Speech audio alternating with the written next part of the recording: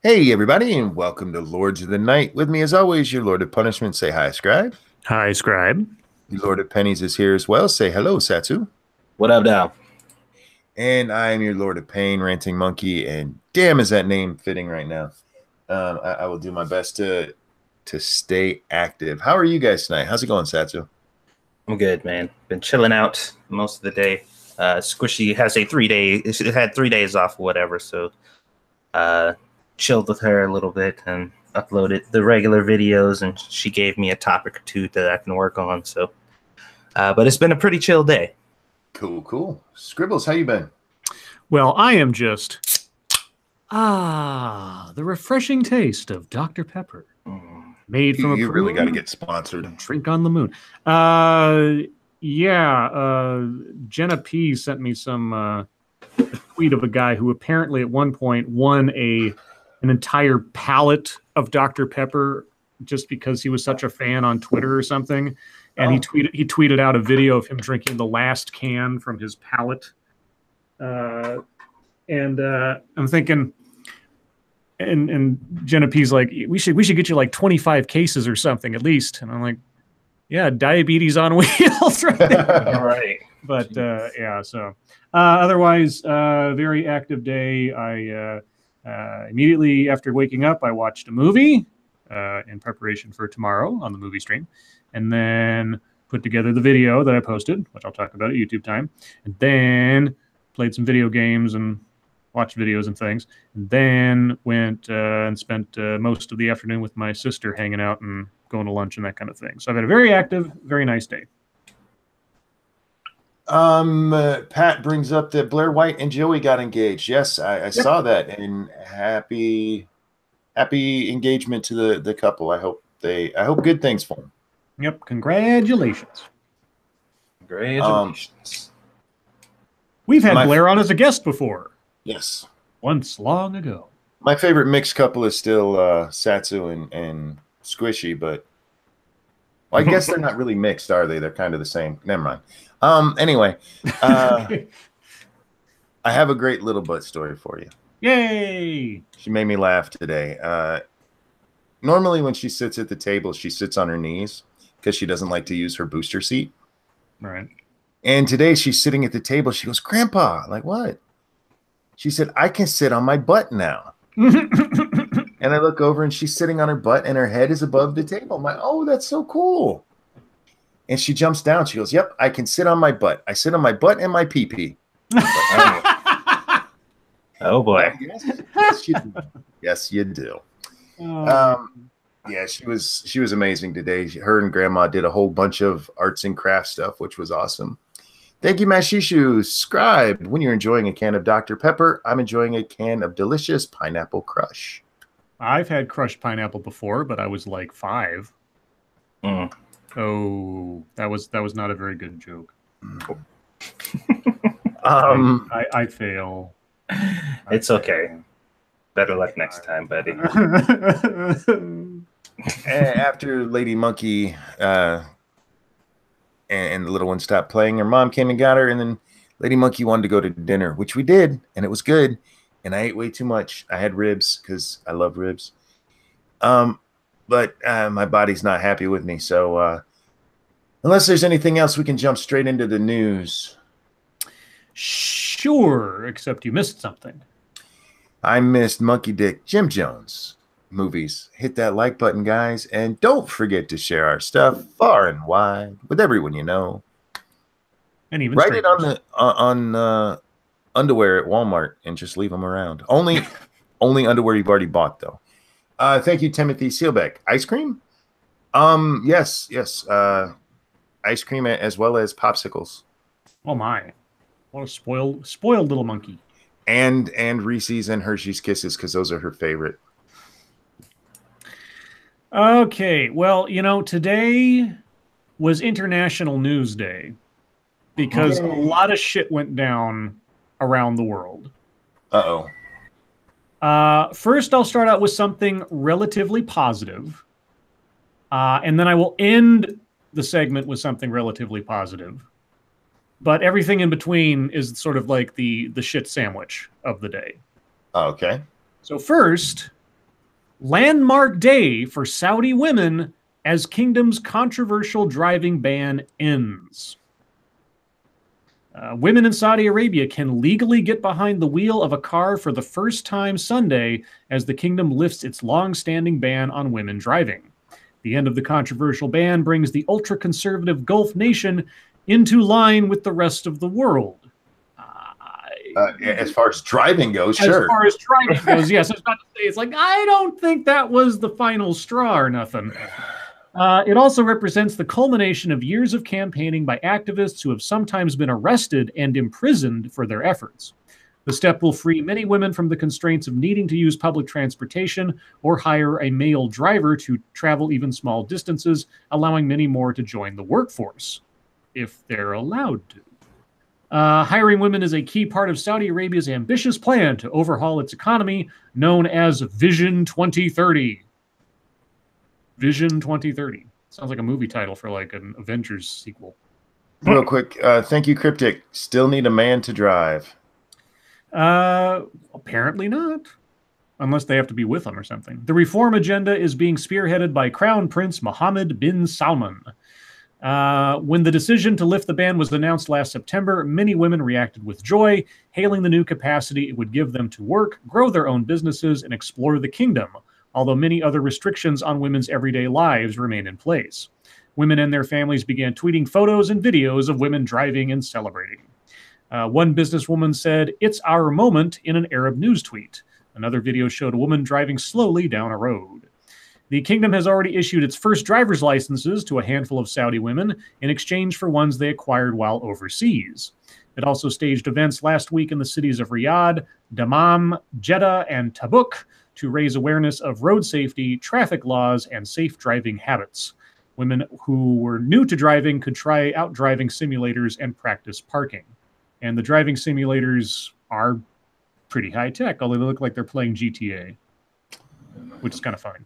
A couple of super chats real quick. Thank you, Meshishu. Silly Scribe, Pineapple Crush is a soda by the nice people that give us Orange Crush. I know.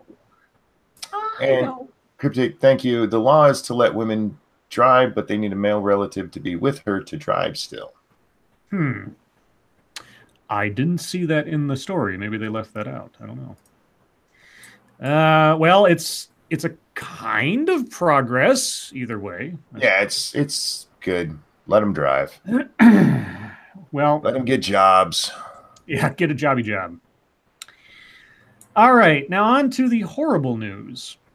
And I want to predicate that the next two stories are two different stories.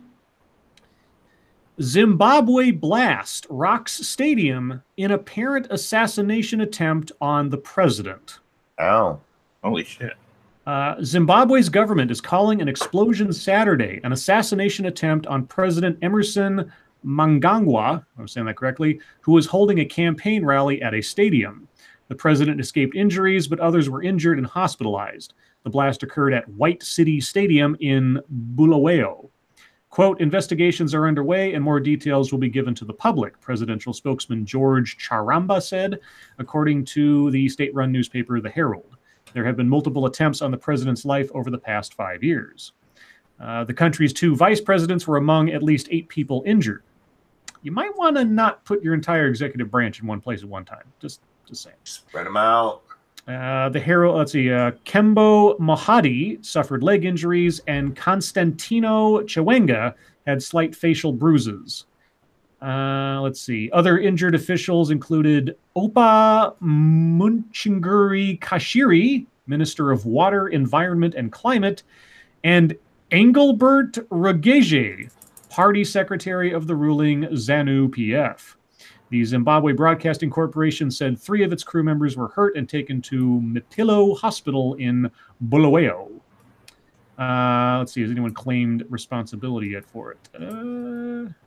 Not yet. They're still looking into that. Now, here's the second story. Dozens injured after blast hits rally attended by Ethiopian leader. Damn. Dozens were injured and at least one person killed in an explosion Saturday at a rally in Addis Ababa attended by Ethiopian Prime Minister Abiy Ahmed, officials said. In footage from state TV, bodyguards rush Ahmed unharmed off the stage where he had been sitting after the blast. 8 people are in critical condition. 6 suspects were arrested, according to state broadcaster ETV, which carried a statement from the Federal Police Commission. 9 members of law enforcement, including the Deputy Police Commissioner of Addis Ababa, were arrested for alleged dereliction of duty in connection with the blast. Okay, do they say who did this? Let's see. The explosion occurred after Ahmed had finished giving a speech before thousands of supporters in the capital's Meskel Square. It's too early to know if the deadly blast was an assassination attempt on the new prime minister, the Minister of Government Communications said. Yeah. Well, anyway, so blowing up stuff. Yeah, 2 different countries, 2 different bomb attacks on presumably the leaders of those countries on the same day. Wow. So, coincidence? I don't know. Probably. Ethiopia and where? Ethiopia and Zimbabwe. Zimbabwe, yeah. And the next story I have isn't quite assassination level blah, but I just found it kind of, well, you tell me. There's one word that sort of came to mind when I read this story. It's an entertainment news, let's say. Okay. Seth Rogen of the of Green Hornet fame. Seth Rogen reveals he refused a photo with Paul Ryan. This was apparently news. Seth Rogen revealed Friday he refused to take a picture with Paul Ryan and instead rebuked the House Speaker. The actor and comedian said the incident took place at Park City, Utah, at a Park City, Utah summit hosted by Mitt Romney earlier this month, where Rogen had been invited to speak. Rogen said he was first approached by Ryan's sons, who asked for a picture, and then said their dad wanted to meet him. Quote, and then they said, our dad wants to meet you. And I turned around and Paul Ryan was walking towards me, Rogen recounted on The Late Show with Stephen Colbert. My whole body puckered, as it were. I tensed up and I didn't know what to do, Rogen recalled. Rogen said Ryan shook his hand, but when the Wisconsin Republican asked for a photo, Rogen replied, no way, man. Quote, and I couldn't stop. And I said, furthermore, I hate what you're doing to the country at this point, and I count the days until you no longer have one iota of the power that you currently have, Rogen told Colbert. Rogen said he felt very conflicted after the outburst. This is why you think before you speak. Because Ryan's sons were still standing right there. Quote, it's not their fault, but at the same time, they should probably learn that if they like a movie or song, the person who made that probably doesn't like their dad that much, he said. Quote, I don't know how I feel. I'm glad I didn't take a picture with Paul Ryan, Rogen concluded. Seth Rogen is a bigot. Yeah. Sounds like it. Kind of a jerk. Well, I mean, either that or he's just very aware of his position, because he's like, I know where I stand and I know what happens when people who think and agree with me, what they would say and do to me if I was caught taking a picture with him. I suppose that's possible as well. Yeah, but if you go by his outburst, this was all him. It wasn't. Well, I'm sure, but that probably could have just been to boost his credibility with the people who, you know, trust me. I don't know. Well, now there was video that went along with this. I can't play that obviously, but it was all like said, and people were laughing and everything. I'm just thinking, you know, you don't agree with Paul Ryan, but you just like told him in front of his sons that people don't like their dad that they haven't even met yet. Yeah, I'd like Seth Rogen. You're okay. Of all the things I could say, you're certainly not professional, or mature, or having self-control. The same asshole who signed on to do Bud Light commercials with Amy Schumer talking about the wage gap. Oh, yes, that's right. Fuck him. Yes, that's right. But anyway, yeah, that kind of irked me on just a politeness level. Let's just say. courtesy. I mean, I'm not particularly fond of Paul Ryan's politics either in a lot of situations, but I wouldn't tell the guy to basically fuck off in front of his kids if he asked me for a photograph, for fuck's sake. Terry Diamondis, thank you. I'm happy for you, and I'm gonna let you finish. But Joe is the best Rogan of all time. I would agree. I would agree. I like Joe Rogan. Nice. And look, sorry. Real quick, if Seth doesn't want to take pictures with people, that's fine. But you don't have to be a fucking douchebag about it. Yeah. Just no thanks and walk away. Yeah. Especially in front of the guy's kids. Don't tell me you didn't know they were there and you only thought about it afterwards. You were a douchebag. Fuck off. I was conflicted after my outburst. I was like, after? Well, so you don't think before you speak then, do you? Okay, I guess you need a script for everything that you do. And then he basically, like, the kids are going to be paranoid now because they're like, wait, so I have to assume that any celebrity that I meet, they're probably going to hate your dad. So just keep that in mind. It's just like, well, damn. Yeah. Do you think he made the same amount for that Bud Light commercial as Amy Schumer did? I bet he did it for free. I bet he took no fee for that, and it all went to women's charities or breast cancer research or something. Yeah, that's my guess. He got paid more. He just met with her afterwards and gave her the difference. There you go. So to end my blog, because I honestly, that was the biggest news I saw. There's a whole bunch of like, oh, Trump is this and that and the other thing on CNN, but it was nothing new so far as I could tell. I'll double check before we get to MSS News. But this is the nice story that I'll end the block with, at least to this point. Teenager uses sign language to communicate with blind and deaf man during flight. A 15-year-old is being widely praised for an act of kindness during a cross-country flight. Clara Daly was traveling with her mother, Jane, from Boston to Los Angeles on an Alaska Airlines flight earlier this week. During the 6-hour flight that included a layover in Portland, Oregon, Clara volunteered her skills in sign language to help a blind and deaf man by forming letters with her fingers while he read them with his hands. Clara told CNN a flight attendant asked on the plane speaker whether anyone knew sign language. The teenager, who has been studying American Sign Language communication techniques and says she has, quote, always been fascinated by sign language, pressed the call button to ring a flight attendant. The flight attendants were looking for someone who could communicate with Tim Cook, a blind and deaf man who was on his way to Portland after visiting his sister in Boston. Clara used finger spelling to help Cook throughout the flight.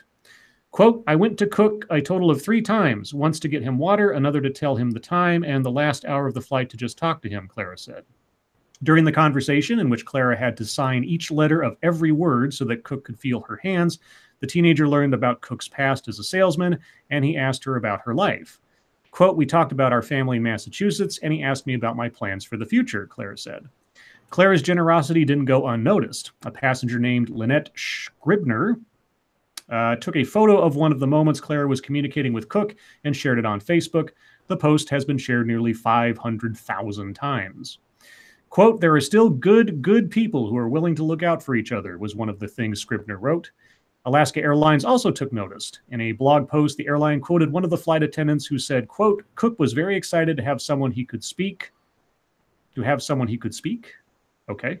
Adding Clara was an angel. The airline said Cook is a resident of a senior living community and a service provider for the facility met with him at the gate after the flight arrived in Portland.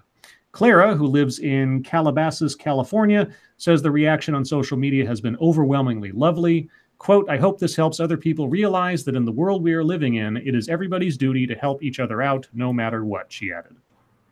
I like that story. I can't believe you missed the big story of the day. By all means. First, thank you, Meshishu. Hank Green, that ran VidCon last year, turns out to be the president of the online company that sells Anita's merch. Lindane Matt did a video on it. I'm not surprised. Hank Green has got his fingers in a lot of stuff. I'm not going to say Anita because, frankly, he comes off as homosexual to me, even though he says he's married. Anyway, Red Hen owner who booted Sarah Sanders speaks out. Would absolutely do it again. Oh. Did you miss this story? I see it now listed underneath a whole bunch of other stories on CNN, but no, I did not get it beforehand. Yeah, there's a red hen in Virginia who asked White House Press Secretary Sarah Sanders to leave when she showed up to eat there. Bigotry again. Yes, yes. There's not a whole lot else to it. That just some asshole asked her to leave, and she politely did so. Yeah. Why argue? Yeah. But yeah, if you go to like the Drudge Report, there's like 9 headlines about it. Like, it's not that big of a deal. It's a douchebag. Yeah. But I do have another story that I wanted to hit on. You want to hit on guys, it? Wow, it must be sexy. Is it short? It's not. It's not actually. It's a long one. Yeah. Ooh. And it's the name of where the name of the title comes from, guys. I am going to start MonkeyCon. I really am. Yay! I'll go. Because VidCon's too far away, and TanyaCon blew up. Did you guys even know TanyaCon was going on? Yeah. TanyaCon, who's that? She did that shit right next to fucking VidCon. It was like super close. Tana Mojo, VidCon alternative TanaCon reportedly shuts down after 20,000 fans show up. What? TanaCon, the rebellious alternative to VidCon set up by YouTuber Tana Mojo, almost down the street from the long-running convention, was reportedly shut down by the fire marshal after more than 20,000 fans showed up for the event. It's an event that people on Twitter are referring to as the new Fry Festival. Or Fire Festival, sorry. Oh, Fire Festival, yeah. Mojo, who has more than 3.5 million subscribers and is extremely popular on Instagram, tweeted about how the closure earlier this afternoon, announcing that it was a safety precaution that the fire marshals took following reports of fans rushing the gates. I've never heard of her. Tana Mojo, she's the one that iDubbbz put his arm around and said, "Say nigger." Yeah. It was a big story a little while ago, and she's like, "I would never say something like that." And then video footage popped up of her saying that word exactly. Oh, I might have. I think I heard about this peripherally, but yeah, I didn't know anything about the people involved.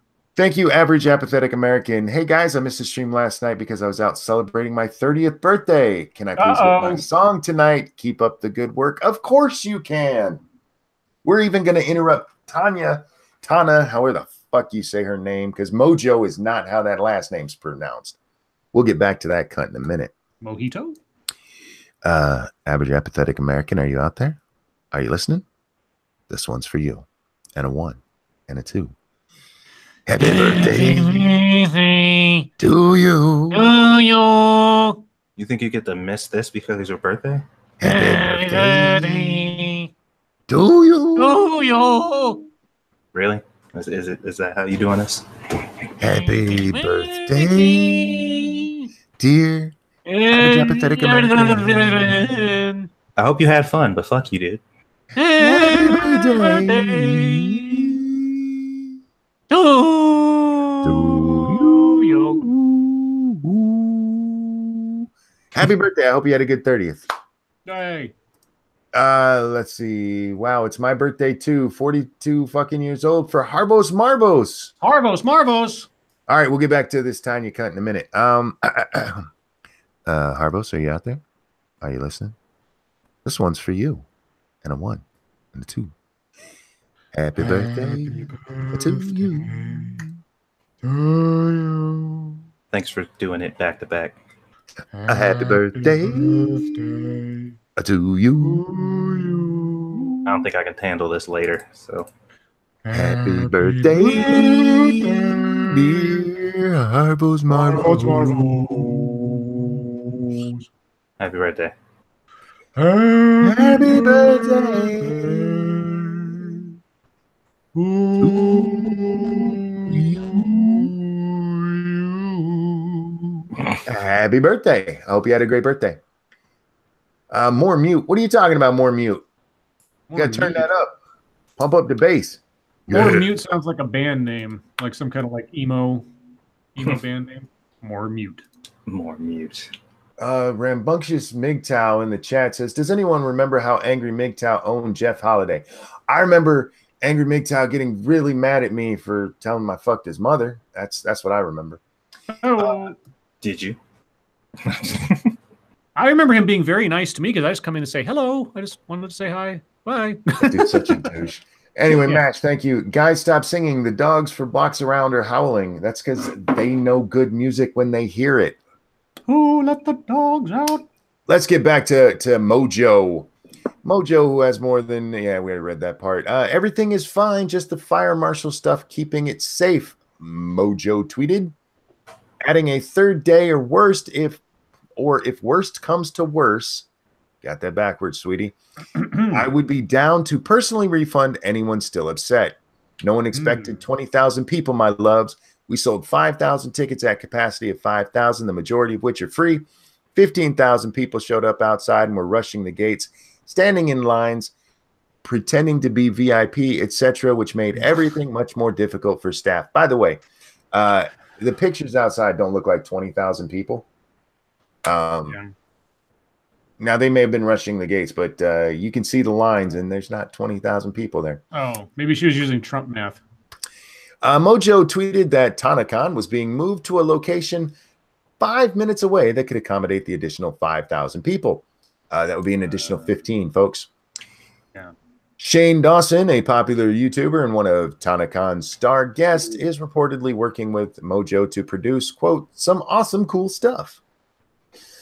It is my first convention, and obviously we aren't ran by a giant corporation, and no one expected 15,000 unticketed guests to show up and rush, Mojo tweeted. The bitch was tweeting a lot.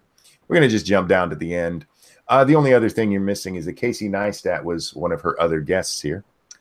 Oh, boy. A statement from Good Times Live on Twitter confirmed that TanaCon could not continue this weekend, as is due to safety concerns. The team is asking people who are looking to get their ticket refunded to mail TanaCon at goodtimes.live. Our team has worked around the clock to find a solution to accommodate everyone safely and fairly, but at this point in time, there's no way to continue our weekend at TanaCon as is without risking the safety of all of our featured creators. At this time, we are working on a way to make this up to every single one of you.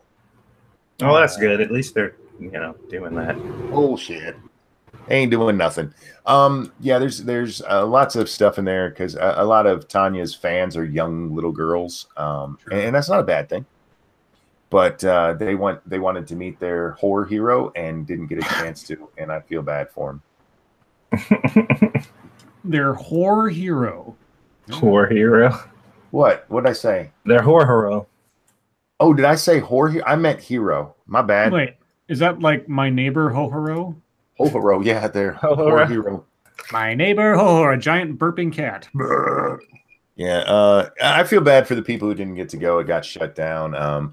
A large part of it seems to be that they just didn't know how to run a convention. Go figure. People who threw it together at the last minute didn't know how to do it. A little bit of Kilroy in there. Well, even worse, because the biggest problem seems to be that they told people to show up between 6 and 8 a.m. to register. And 6 hours later, they still had people standing in line. Oh. So, and this was even their VIPs. If you bought a VIP ticket, you still had to go stand in their line, the same as people who got the $1 ticket. Yeah, so. Well, on the bright side, the one thing that we can get out of this is the fact that it can be done. Like, VidCon does not have to be the end-all be-all, and if somebody who knows what the fuck they're doing and has the manpower to handle it. Well, here's the thing. With TanyaCon, there were three main draws. You had Casey Neistat, who's pretty huge on YouTube, Shane Dawson, who, again, pretty huge, and then Horror Hero there. So they just had three big names, but you have to offer them something. The people who got inside that reported back, there was like nothing going on. They had like a stage for these people to come out on, and they did nothing. So at least at VidCon, they have, if you pay the higher tiers, you can actually go up to the creator studio stuff and take real panel discussions rather than, just your SJW ones down on the main floor. VidCon was put together in a very smart way, and for the people who poo-poo the whole corporatism of it, it kind of helps to get things done. So you got to build. You can't just, we're going to have three people in a room. come by, because that's moronic. Anyhow, that's all I had for that story. And you said you were done, correct? Yes. Guys, if there's a story you'd like us to take a look at, hit us up at the hashtag MSS News over on the Twitter machine. We can't get to all of the stories you send us, but we do appreciate each and every entry. Scribe? I really need to get a radio voice. Where did you buy yours? Mine was factory installed. All right then. Well, let me. Oh, I know. I'll try to use the best voice that I have, apparently, given the reactions I got last night. As soon as I take off the search filters that Twitter wants to apply to everything that I do. And okay, thank you, Twitter. God, I hate this Twitter app. Okay, we talked about the Sarah Sanders story. Oh, all right. This one comes from New Fate 26. Department of Justice gives Congress new classified documents on Russia probe. The Justice Department says it has given House Republicans new classified information related to the Russia investigation after lawmakers had threatened to hold officials in contempt of Congress or even impeach them. A spokeswoman for House Speaker Paul Ryan said Saturday that the department has partially complied with the subpoenas from the House Intelligence and Judiciary Committees after officials turned over more than 1,000 new documents this week. House Republicans had given the Justice Department and FBI a Friday deadline for all documents, most of which are related to the origins of the FBI's Russia investigation and the handling of its probe into the Democratic Hillary Clinton's emails. Ryan spokeswoman Ashley Strong said the department asked for more time and they will get it for now. Quote, our efforts have resulted in the committees finally getting access to information that was sought months ago, but some important requests remain to be completed, Strong said in a statement Saturday.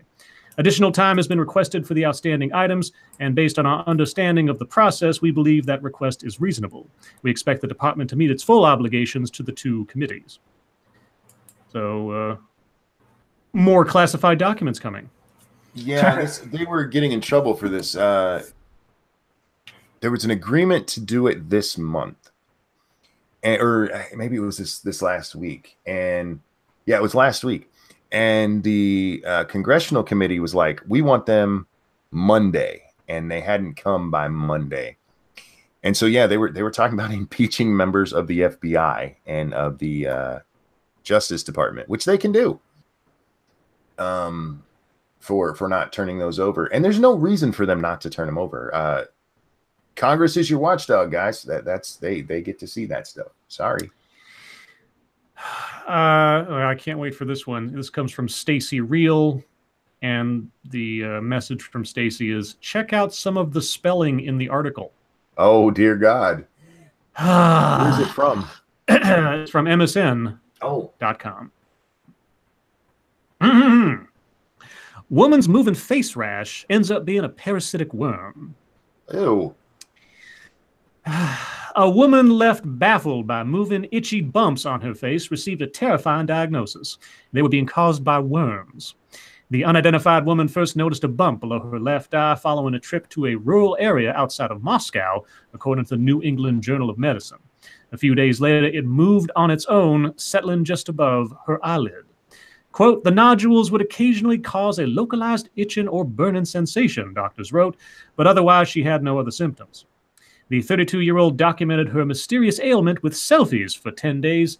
At that point, it seemed to disappear, but it returned and prompted her lip to more than double in size. Doctors in the end used,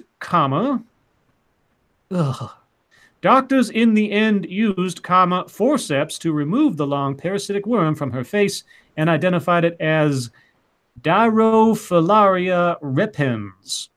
Quote, the parasite can appear and disappear in a few minutes. Dr. Vladimir Karashev, a professor of medicine at Rostov State Medical University who saw the patient, told CNN.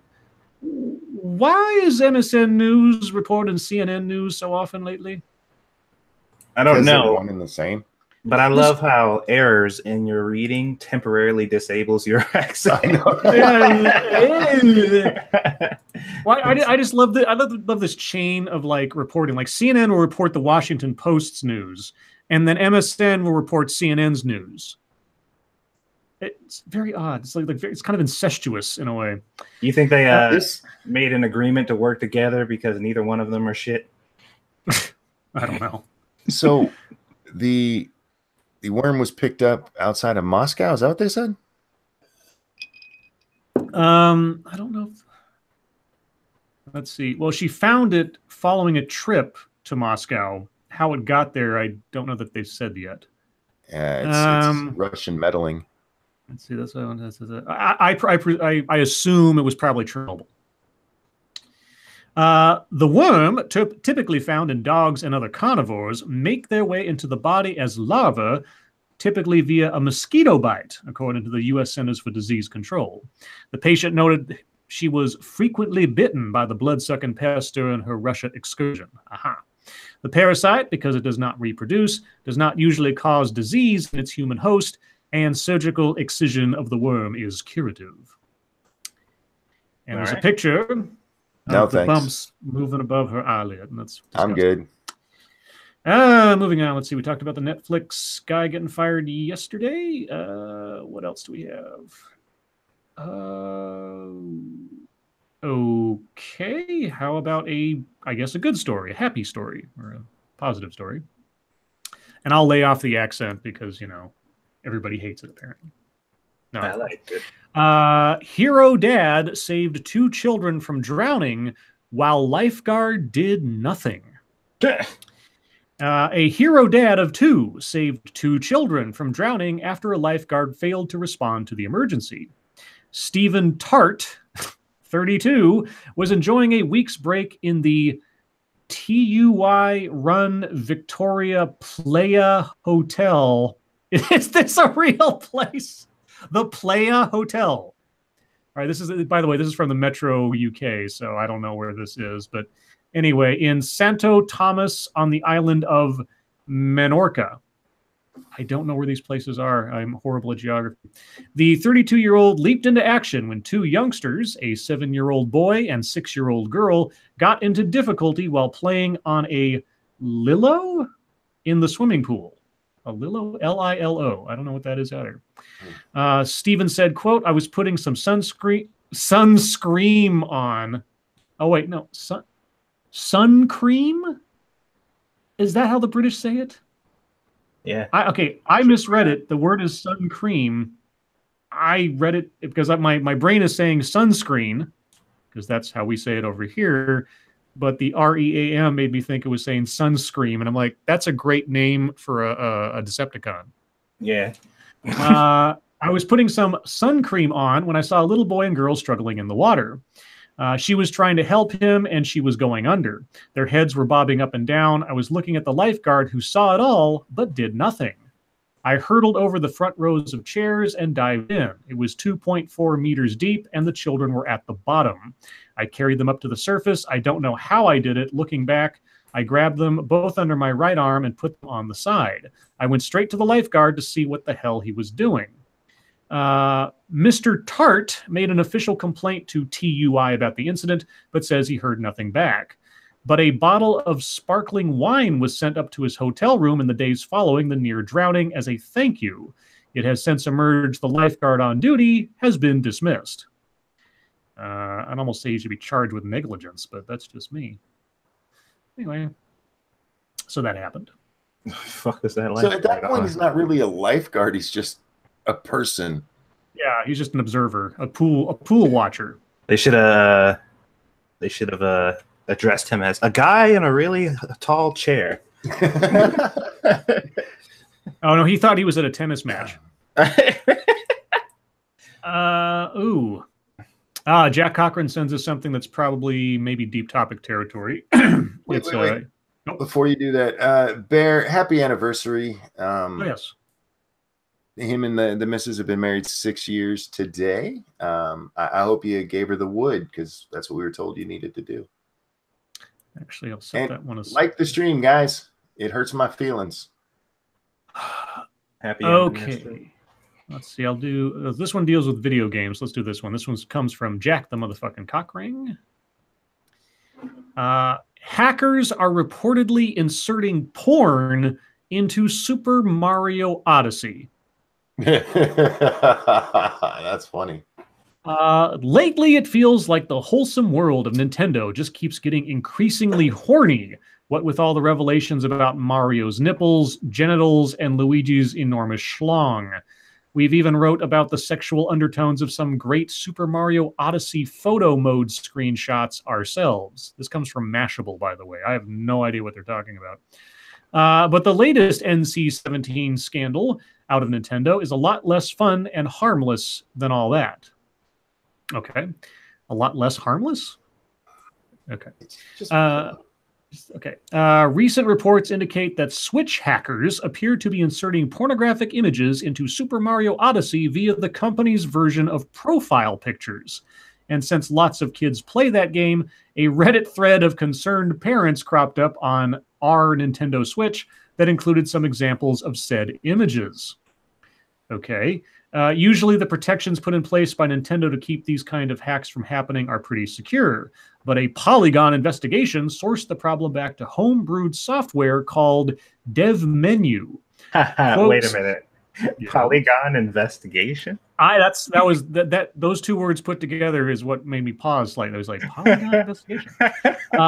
Quote, Switch hackers have discovered ways to load DevMenu on retail Switch consoles and have since found a way to use DevMenu to create and upload custom avatar images. Of course, the minute customized avatars became possible, porn started streaming into Super Mario Odyssey. What's worse, there's no way to report a user's avatar at this time because Nintendo only included options for company-approved images. Okay. Thankfully, the spread of the porn plague seems contained to Luigi's Balloon World, an added mode that came with an update released earlier in the year. The premise of Luigi's Balloon World is grounded in online connectivity, with players tracking down balloons hidden by other online players. Once found, the player's avatar is displayed on the balloon itself, and Pornhub screen grabs just aren't what anyone signed up for in this situation. Oh, if there's a way to get porn out there, it'll get out there. Yeah. Terry Diamanda says, so what you're saying is I need to buy a Switch? No, you just need to go to Pornhub. Right. That is a very roundabout way to get the Pornhub imagery. Yeah. Let's see. Oh, this one comes from Top Ramen Lewis. Uh-oh. There's something afoot. Uh-oh. As soon as a video starts playing in my ear, because CNN does that to me. Okay, stop. Real quick. There. Thank you, Cryptic. The error is because of the NVIDIA Tegra chip. Okay. Tom Arnold says he has tapes of the president that have yet to be heard by the public. Oh, shit. I told you they was holding on to stuff. Oh, my God. Actor Tom Arnold said he has tapes of President Donald Trump that have yet to be heard by the public. While appearing on CNN's Aaron Burnett Out Front, Arnold was asked by CNN's Poppy Harlow. Poppy Harlow. That's like a 1930s actress name. Well, I mean, not talking about like not Evie Harlow, Jean Harlow. That's what I'm thinking of. About his upcoming show for Viceland about President Donald Trump, which focuses on tapes. Quote, do you have any tapes of the president that the public is not already aware of? Harlow inquired. Arnold replied simply, yes. Quote, if you see, for instance, one full day on the boardroom set of The Apprentice, one full day, and you see how incompetent he was, Arnold went on to say. Arnold, a longtime comedy actor, and the ex-husband of controversial comedian Roseanne Barr, is a former contestant on Trump's show Celebrity Apprentice.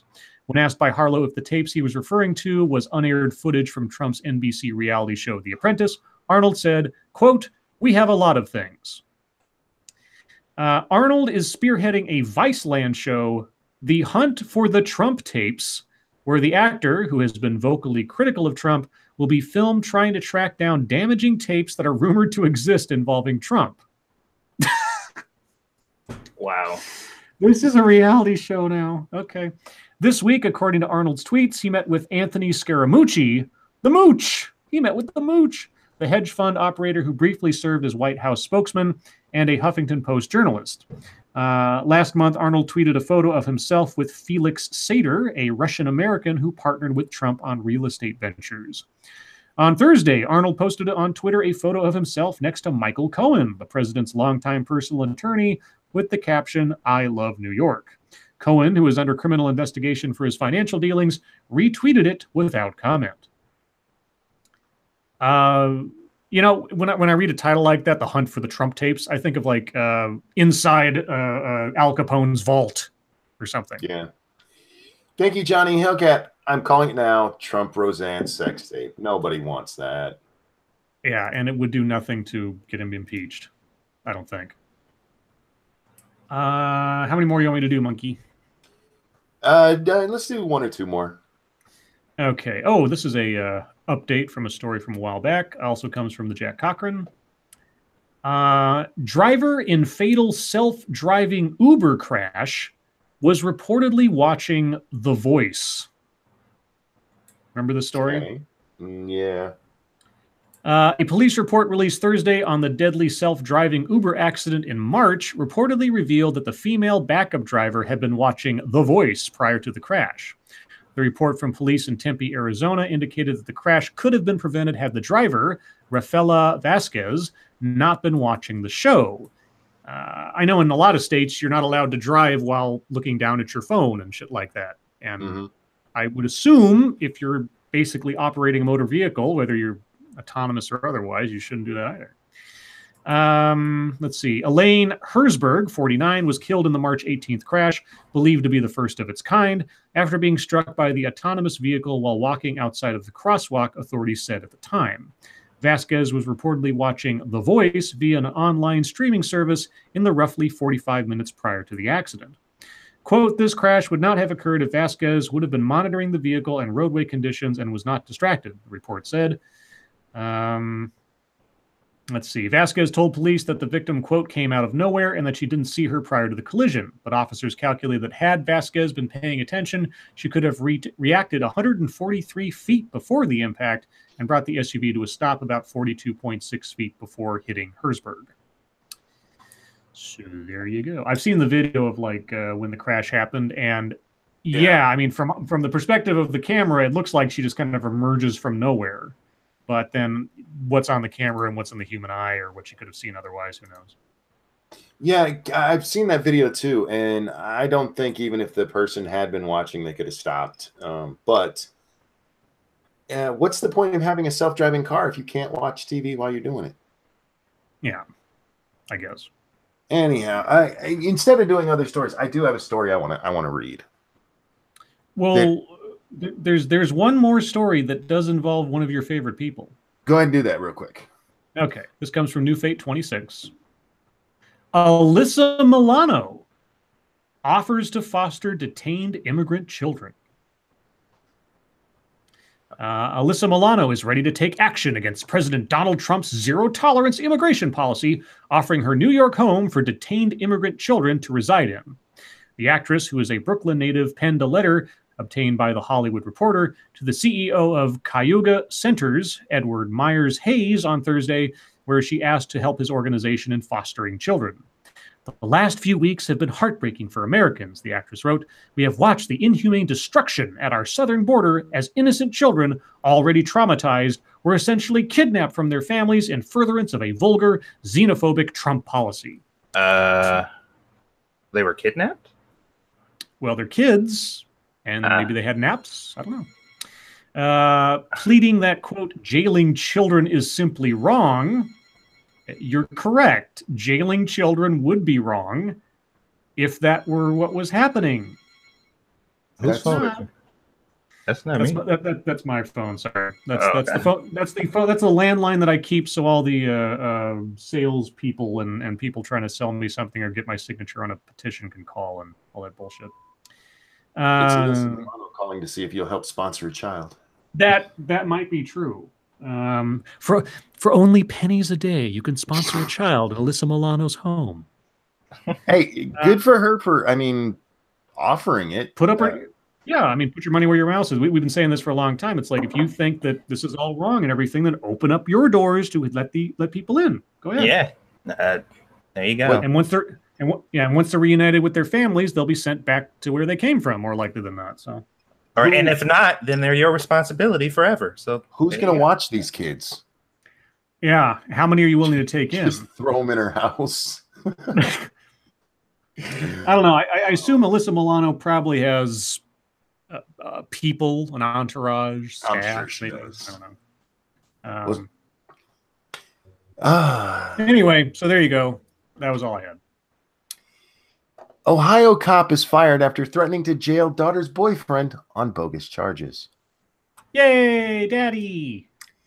When a cop in Ohio spotted the car of his daughter's boyfriend, he turned the unwarranted traffic stop into threats of jail time for the driver, costly fines for a passenger, and a warning to a mother not to call 911. What? Yeah, Squishy told me about this earlier.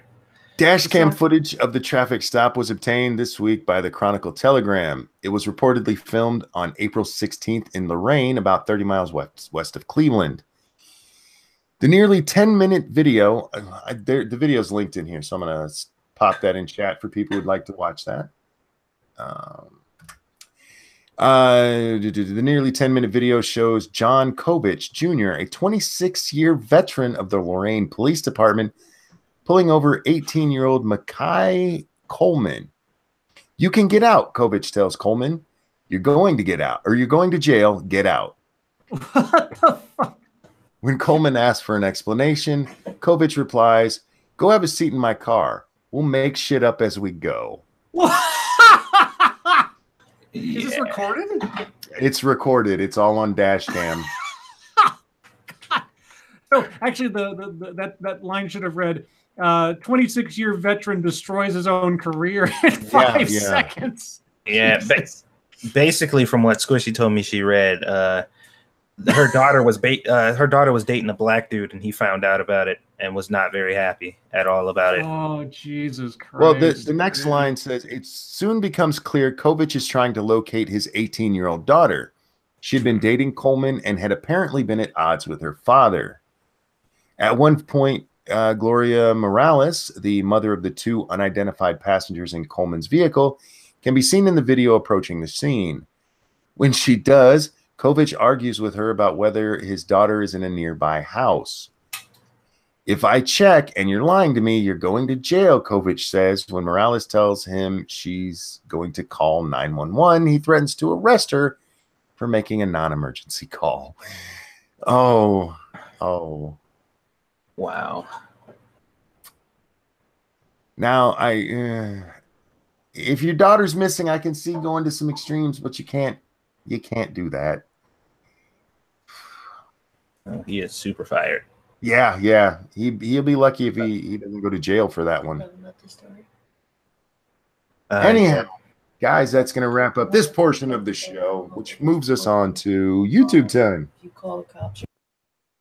Hi, Squish. Hi, Squishy. They said hello. Hello. Satsu, what'd you do today? Oh. What'd you do today? Just uploaded the regular videos, and that was one of the topics I actually jotted down that I was going to talk about. Oh, that guy? Yeah. Because Squishy has some more information on the story, and you'll hear about that when the video comes out. But I wanted to wait until some more information came out, so. All right. Scribbles, what'd you do today? I posted the video I was talking about yesterday. It's I guess he's a professor or an economist of some kind. I didn't do any research on him because he didn't really bring himself up that much in the course of the talk.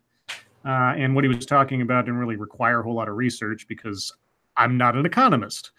And what he's talking about, he proposes an economic system wherein there is no private ownership. Everything is held basically in common trust, and people bid on things. Everything is up for auction. Like everything, I guess, perpetually. And somehow this process will create a just society, uprooting capitalism and democracy in doing so. It makes about as much sense as that made sense when I said it to me. And I go into some detail on what questions this causes me to ask as I listen to him talk. But they're relatively sort of surface level questions because, again, I'm not an economist. But it's fascinating, let's say. So yeah, that's my new video, and there you go. Okay, and I didn't do anything because I just don't do anything anymore. Which leads us to YouTube fucketry and, well, internet fucketry. I don't want to be exclusive to YouTube because I haven't seen any on the YouTube machine. I know Tanya Mojo fucked up her thing, but otherwise I haven't really seen anything going on. And again, it's not fucketry, but Blair and Joey got engaged. Good luck to them. Do you guys know of any fucketry going on? I've seen a lot of like people being happy at VidCon, but that's not fucketry. Other than that, that's like the most internetish stuff I've seen today. Yeah, I was told people have been asking about me there, and that's awesome. I'm sorry I couldn't go, guys. Maybe next year, and if not, we're gonna have MonkeyCon. I swear to God, we are. Yay, MonkeyCon! Right here in Michigan, we'll do it in Grand Rapids, or we'll they're not using the old Pistons place. What the hell was that called? The Palace. They're not using that anymore. We'll use that. Lady Monkey, can we please bully Ranting Monkey into making a video? Bear, I will make one. I swear to God, I will. I just don't know when. Got one. You got a couple in the pipe, don't you? Yeah, there's still some. We'll see what happens with them. So no fucketry, huh? I didn't really see anything noteworthy. I was busy all day and not at my computer all that much, so yeah, I don't know. Data, I wrote down the name of that channel, or the name of the guy, Sam Seder. I still haven't watched it. Oh, Sam Cedar? Yeah. Cedar. Sometimes I like him and his jokes and things, but he's kind of wavered into cuckoo territory in the last couple of years. Okay, with that, I have a story for us. Oh boy. I don't know how much of the story we'll actually read, but I thought the headline was funny. This comes to us from the Huffington Post, and it was posted yesterday at 5 o'clock in the evening. More Americans blame undocumented parents than Trump for family separations. What? Wait, now the subheading is the White House has managed to dodge a lot of blame for a deeply unpopular policy. Dodge a lot of blame. Yeah. Because, oh my God, we're trying to pin it all on them, and everybody's realizing that if these people would keep their fucking families where they're supposed to be, this wouldn't be happening. Oh my God, it's boy. The Trump administration's contradictory responses to the outrage over its family separation policy may have clouded public opinion about why the families were separated and who bears responsibility, a new Huffington Post YouGov survey finds. Oh, Jesus. It clouded the public opinion. Yeah. You're not thinking the way we want you to think, basically. Okay. The White House has gone through more than a dozen rationales, changing its story repeatedly on whether separating undocumented children from their parents at the border was an administration policy, whether it was intended as a deterrent, whether it was mandated by law, and whether it could be reversed by executive order. Those things are not mutually exclusive. Offering more than one reason doesn't mean the other one wasn't valid. Right. Anyway, the concept of the family separation does remain deeply unpopular. The latest survey, in line with past polling, found that fewer than a third of the public consider separations to be acceptable. I would agree with that. It seems fucking horrible. Those who thought the policy was acceptable were more or less evenly split between 48% who said removing the children from their parents was a good thing because it served as a deterrent, and 44% who said it wasn't a good thing but was necessary to carry out U.S. immigration policy. Among those who found it unacceptable, 79% were angry that the separations were happening. There was little consensus among Americans on who bears responsibility for the separation. Just 36% thought the Trump administration bore at least some responsibility. Several points less than the 44% who put at least some responsibility on undocumented parents. Well, I mean, the actual separation of the children from their parents is the policy of the Trump administration.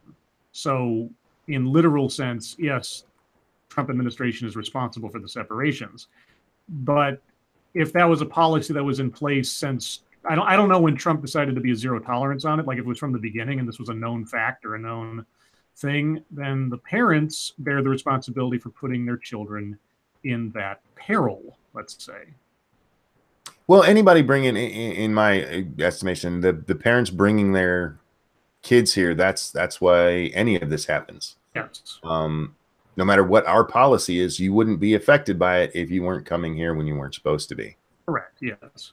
I just love the way they put that. He dodged responsibility. Because people blame the parents of the kids who are bringing the kids here, making it happen. I mean, if you think about it, it's just like, you know, a dog in a yard. Dog in a yard bites numerous people. What's wrong with the dog? It's like, well, he's fenced and people keep jumping over it. Yeah, but it's still wrong for the dog to bite people. Yeah, okay, damn dog. But stop jumping over the fence into the area. But there's candy on the other side. So fucking what? Like, doesn't matter. Stop doing that. Yes, the dog shouldn't be biting people, but stop fucking jumping into his yard. Yeah, dodging responsibility, more like not being wholly responsible and people not agreeing with you is what that sounds like. Right. Well, yeah, there's been a huge media push.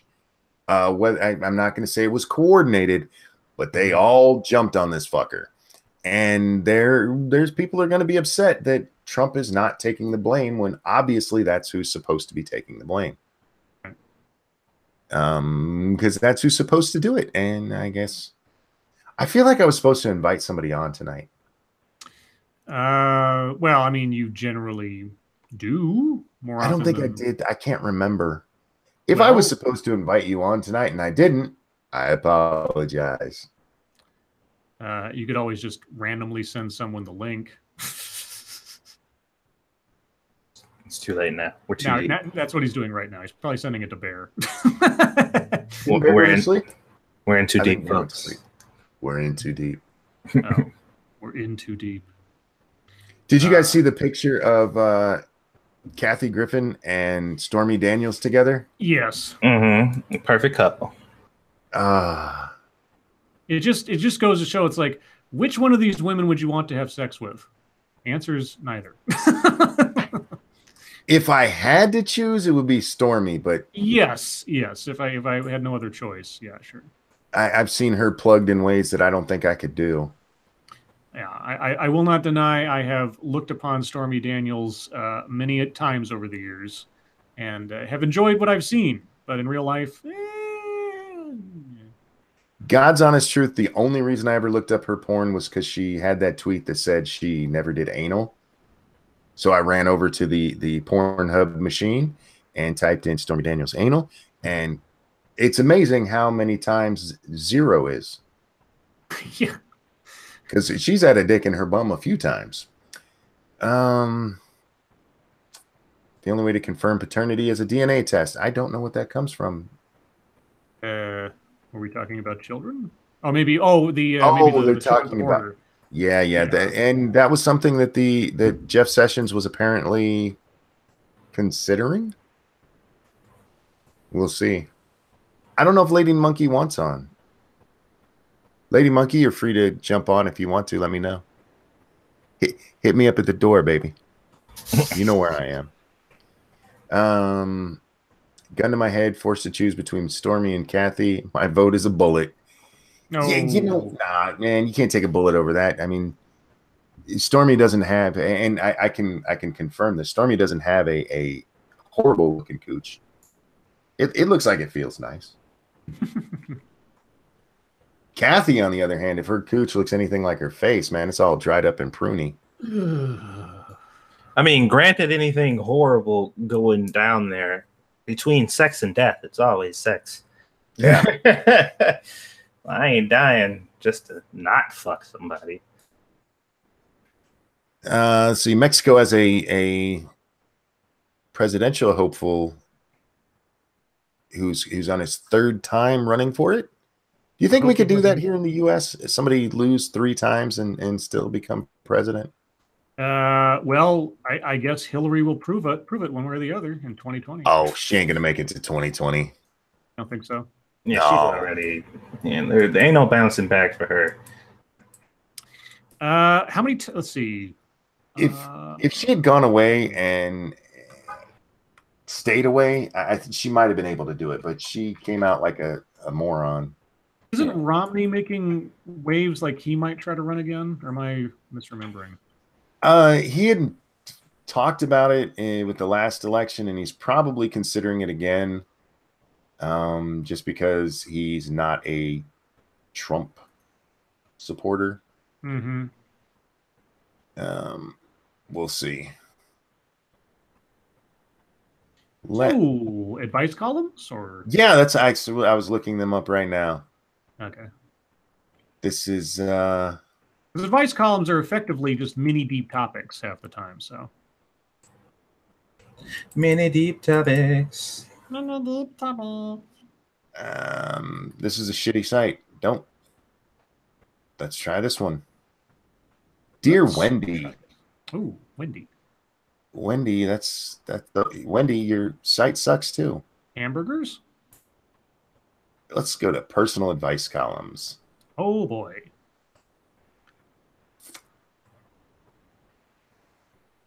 My boyfriend James is 46 and has a 21-year-old daughter, Courtney. Courtney went to beauty school. Her dad paid her tuition, housing, Range Rover, insurance, weekly allowance, cell phone, etc. Jesus Christ. Okay. She finished school, moved back home. She says she doesn't really want to do hair anymore. She's never worked a day in her life. She's totaled her car, and James enlisted me to help find her a new one in my spare time.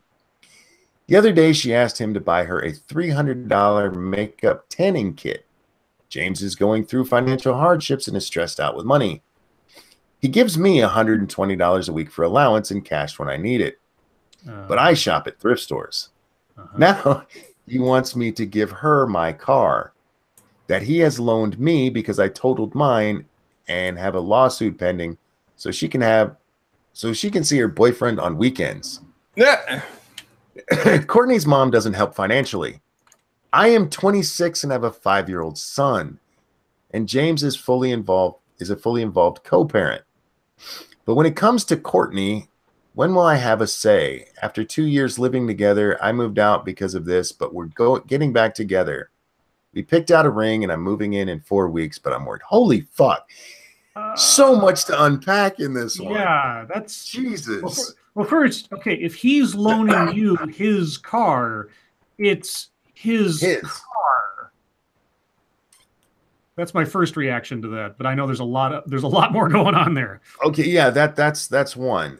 She's 26, he's 46. Sugar daddy. Oh my God. So if he's 46, how old was the daughter again? 21. Oh my God. This is like high school rivalry sounding more like anything else. Oh my God. So they're not married. Uh-huh. They're getting married apparently soon. And she's moving back in a month. He's having to support 2 grown-ass women, and he's having financial trouble. I think that is the real issue here. Grown maybe chronologically, but why does she have her own job and her own money, this lady? I don't know. Why is he giving her $120 allowance and cash when she needs it? Yeah. What the fuck? Okay. I don't even... Allowance? Okay. I mean, okay, when I think of allowance, I think of like a kid. I think of someone who, like, you know, you rake the leaves, you mow the lawn, and you get $10 a week or something for, you know, doing your bit and learning the value of $1 or something. A 26-year-old, maybe going to be my wife kind of thing, $120. What? Get a job. And she's bitching because the daughter is being too spoiled. Or the daughter's being given priority over her. Yeah. Yeah, leave him. Stay out of it because y'all are morons. That's Satsu, do you have amazing. anything to add for? Who is this? This is signed. His daughter is my problem. His daughter is my problem. Well, she's going to become your problem permanently if you marry the guy. So you might want to reconsider. Jesus Christ, what is wrong with these people? Dude, that is fuckery like incarnate right there. How do you? Yeah, I was still trying to unpack everything. Yeah, Jesus Christ. maybe don't date somebody you could have went to. Who would be the dad of somebody you went to high school with? Yeah, Jesus. Yeah, let's do another one here. Dear April, my husband and I have been married for almost 4 years. He cheated on me before we were married and I left him. Then I agreed to forgive him and we decided to start a relationship fresh and get married. I just gave birth to our daughter a little over 2 months ago. I recently found, oh, apparently I missed a super chat. Thank you, baby. Where's that at? Thank you, Cryptic. Guy's platform is to flood the U.S. with Mexicans. Oh, the third time's a charm dude down there in Mexico. Gotcha.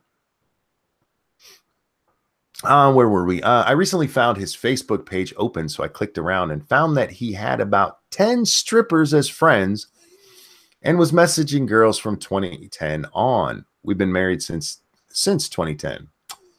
He was asking strippers when they worked. He told one girl that we were separated, which we definitely were not, telling them he wanted to go out with them to dinner, movies, etc. I confronted him about it, and he said it was like a porn for him, that he never acted on anything and it was harmless. He also got very pissed that I invaded his privacy. Please help me. I have a daughter with this man and I love him with all my heart. Is there something mentally wrong with him? Am I just a complete idiot for believing he will stop? Just saying the whole thing makes me feel like a fool. Signed, he won't stop talking to online girls. Well, first off, you are a fool. Yeah. So that's probably why you feel like one. He's right to be suspicious. I Yeah, mean, of course. That's fucking shady as shit. Yeah, especially lying about the relationship with his wife. Right. Sweetie, you were probably right to break up with him back in 2010 or whenever that shit was. Yeah, he cheated on me and I got back with him. Can you guys believe he's doing it again? No, Yeah. Can't believe it. That's a shocker. Yeah, if you want porn, there's plenty of actual porn online that you don't have to talk to anybody for. Yeah, if you get some kind of thrill from like trying to seduce strippers online, that's an interesting fetish. But yeah, if he was lying about a situation to these people, I wouldn't trust that he's just doing it for a thrill.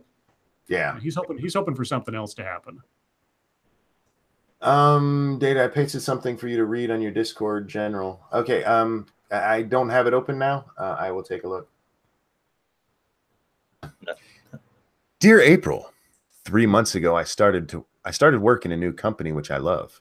2 weeks ago I went out with a few people from work and got pretty drunk. And the evening ended with me hooking up with a coworker. Uh-oh. Before anything happened, he told me it would be better if we just stayed colleagues, and I agreed, although we were both pretty drunk. He spent the night at my place and went home early in the morning. When I came to the office on Monday, he didn't even look at me or say hi, and he's been acting like he doesn't know me at all ever since. We work in an open office area, so I cannot come to him and ask why he's acting the way he is in front of everybody. I'm afraid to contact him again because I don't want to scare him, and I'm also afraid he will reject me or not reply at all. Things are getting pretty awkward, and I feel like I should do something. I'm still attracted to him, but I'm afraid he doesn't want anything from me, and that's why he's acting the way he is. What should I do? Signed, hooked up with a coworker. Move on. Yeah. He's probably, and rightfully so, scared that the situation he has put himself in, given the climate of today, may risk his entire career. So he doesn't want to risk something being misunderstood. And maybe he's having the same thought. Wow, we were really drunk. I don't know if she's not going to think that I took advantage of her. So best to just not even engage and risk a conflict occurring at the office. Well, she said they both agreed that they should just remain colleagues. Right. So Right. What is she looking for? Because I'm attracted to him. Okay, if you really want his attention, here's what you do: invite him to get drunk again, and he'll bang you another time. But he already got out of you what he wanted. He's not interested in dating you. He just wanted some sex, and you gave him some, which is fine. I mean, I'm not a prude here. Do your thing. But why are you trying to make it deeper than it is? Well, sending mixed signals to the guy. It's like, yeah, it's like, oh, let's just remain colleagues and kind of forget this ever happened. Like, okay, I will stick to that. He might be taking her literally, like, let's just have a professional relationship and only have to interact when we have to at work. Yeah. And if that's the case, then he's doing exactly what you both agreed to do. So, but I'm still attracted to him. Well, that's beside the point if you told him that you wanted to remain just colleagues. Yeah. Oh, God. But you see that in parentheses after she said, we both agreed that we should stay colleagues, although we were pretty drunk. Well, that's okay, probably although it doesn't matter that you were both pretty drunk. You both agreed to that, and you were fucking at the time anyway. So what the actually, the fact if you threw in I mean, I don't know if this was part of the conversation they had, but if you threw in that we should remain colleagues because we were kind of drunk, well, then that's probably even a bigger signal to him that maybe this was something you wouldn't have done normally, which means that it's even more of a danger to even tempt fate again, kind of thing, you know? All right. Yeah. Anyways, I think she's answered her own question, really. Well, especially in today's climate, man. Well, I don't know when this was posted. Yeah, none of these have dates, so I have no idea. Oh, okay. Yeah. Oh, there's no date on the post? No, there's not. Oh, okay. All right. Dear April, a male coworker, 37, started inviting me to his house 2 days a week to cook for me, and we would cuddle on the couch. Lots of intimacy, no sex. I'm 47, by the way. Okay. 3 months after that, 3 months after that, he wanted to give his ex-girlfriend another chance. I gave him his space. But then 2 months later, he started acting like I was the most important person in his world during the week. And now we spend some very good quality time during the week. He even invited me to look at houses with him since he wants to buy one. Okay. However, I never see him on the weekends. We used to text on the weekends, but the last 4 weekends he has been completely silent. He wants to go get a massage together and wants to go to Mexico together, and he never really tries anything physical unless I do first.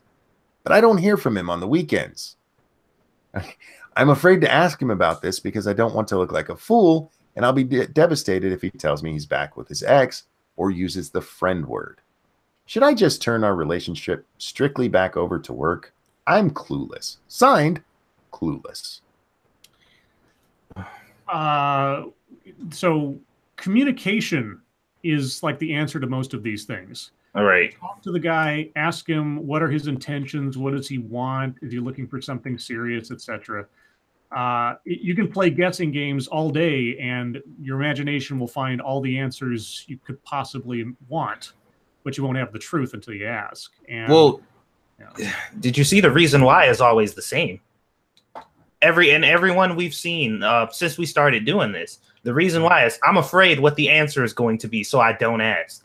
Right. Like, yeah. Fucking just ask. Like, you ain't gonna never know until you ask, and shit gets awkward when you fucking assume, because the human mind is very dangerous. Yeah. I'm letting him use me as a cum bucket, but I'm afraid to ask if that's all I am. Yeah. Look, with this guy, I mean, they work together.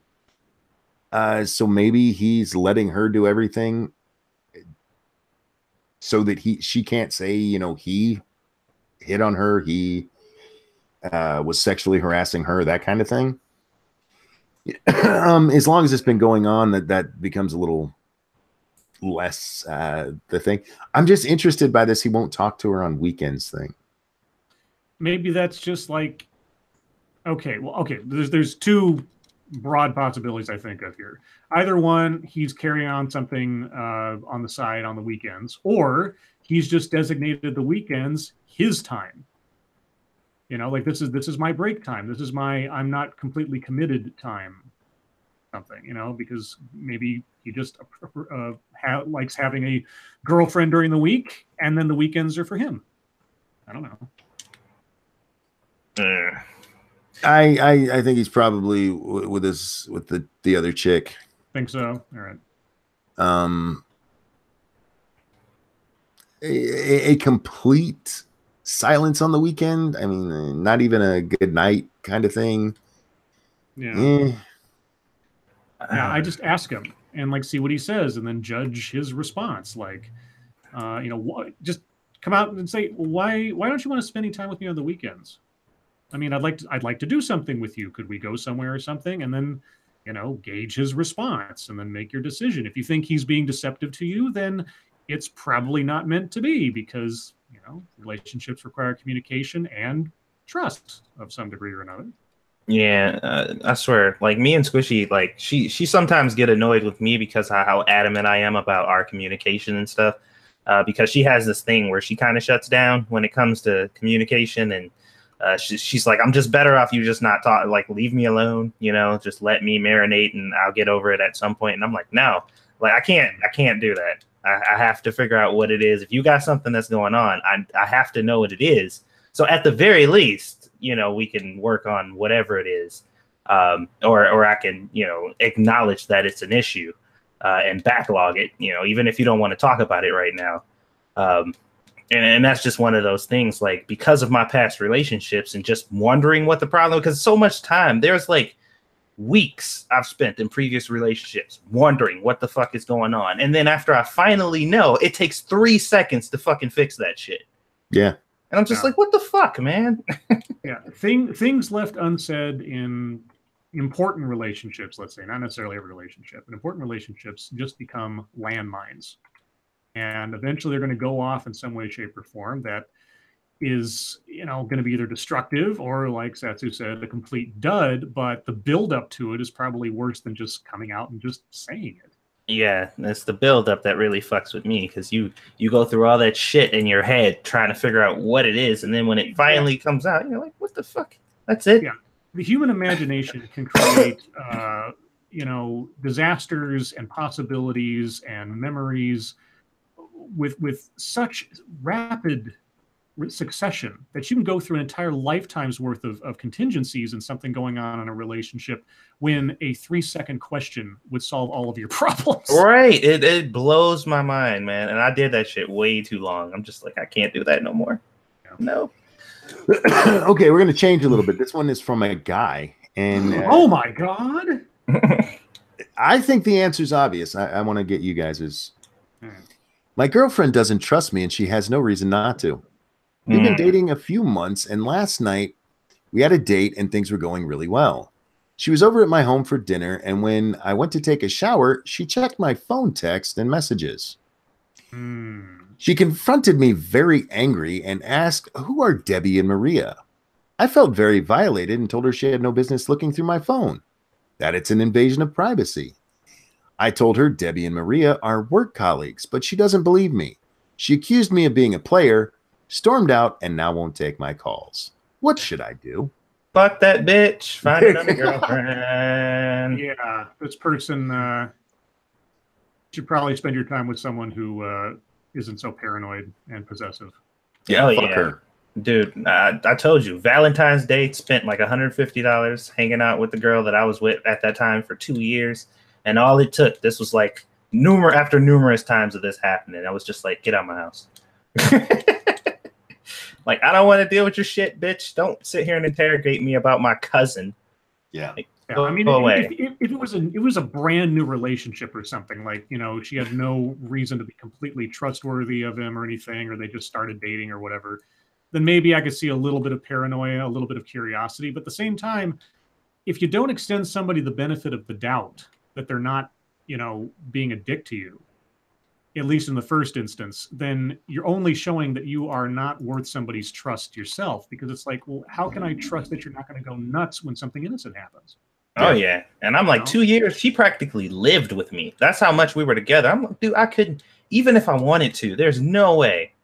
With you being like literally at my house, like I was in high school. We had all the same classes.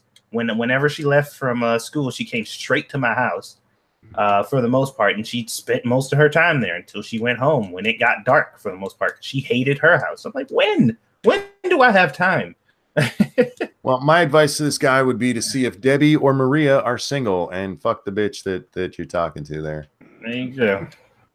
And this is going to be the last one, because this one, I was reading through some of these. This made me laugh. I'm in a new relationship with a guy who says he wants to be exclusive and committed with me. He's great and a lot of fun, and he treats me well except for one thing.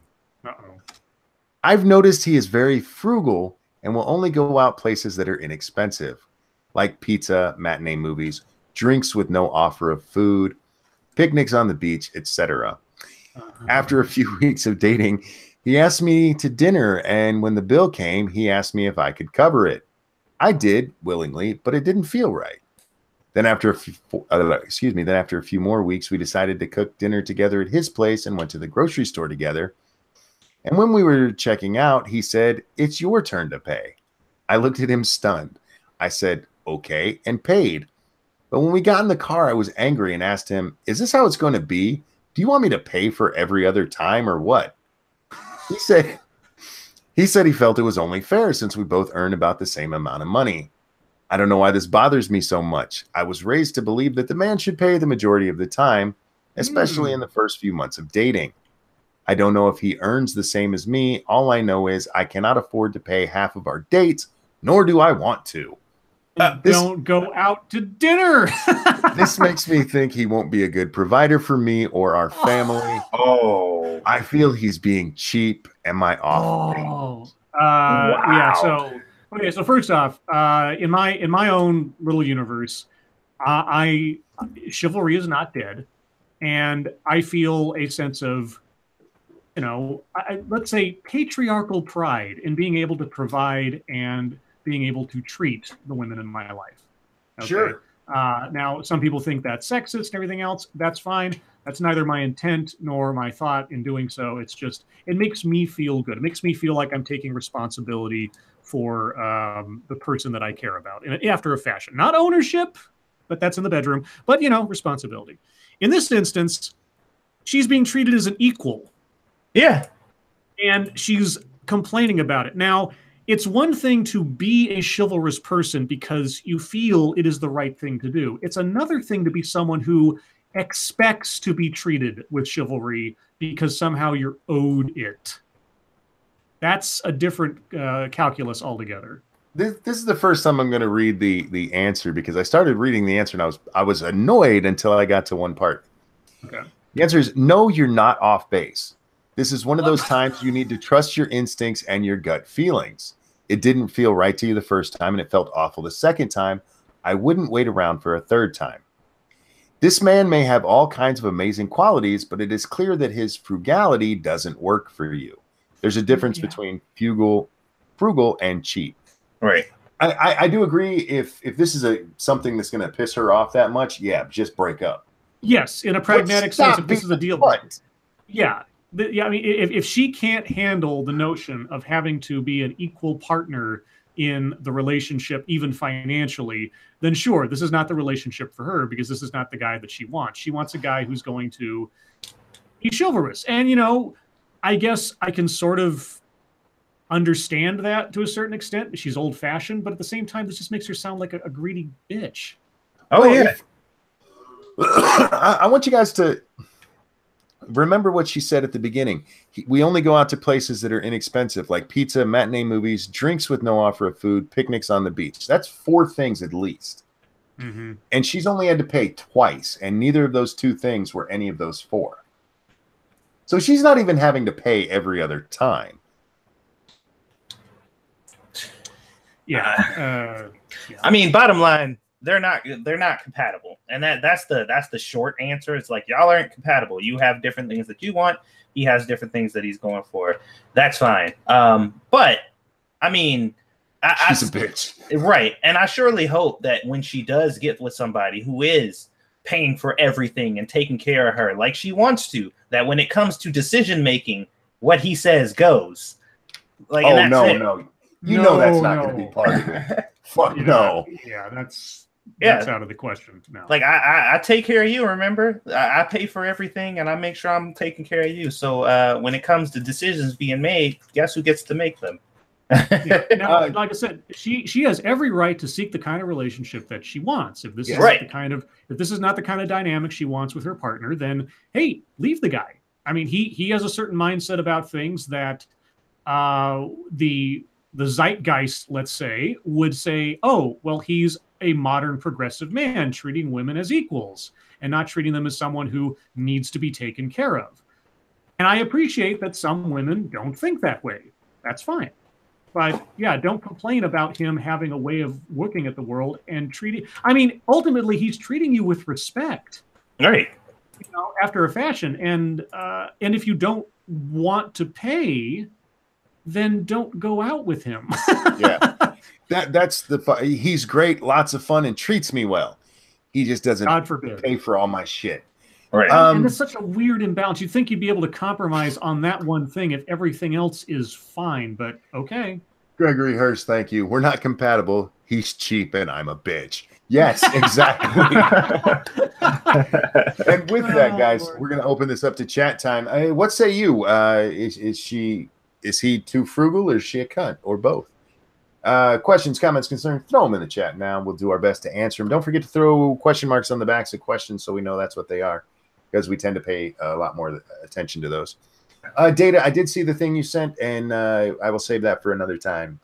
They're Amazon reviews, and they are funny, but I wanted to do some of these. I love the advice column ones because I love giving advice, and a lot of people need it apparently because they're fucking stupid. Like this girl. I just had a thought. What if he is testing her? Oh, you know what? Ooh. I've actually done that before. What if he's trying to see, is she out just for my money? Because if he's frugal and he makes the same amount of money as she does, etc., you know, maybe this guy is just loaded, but loaded because he's smart with his money and he wants to make sure that someone's not just out to get him as a gold digger.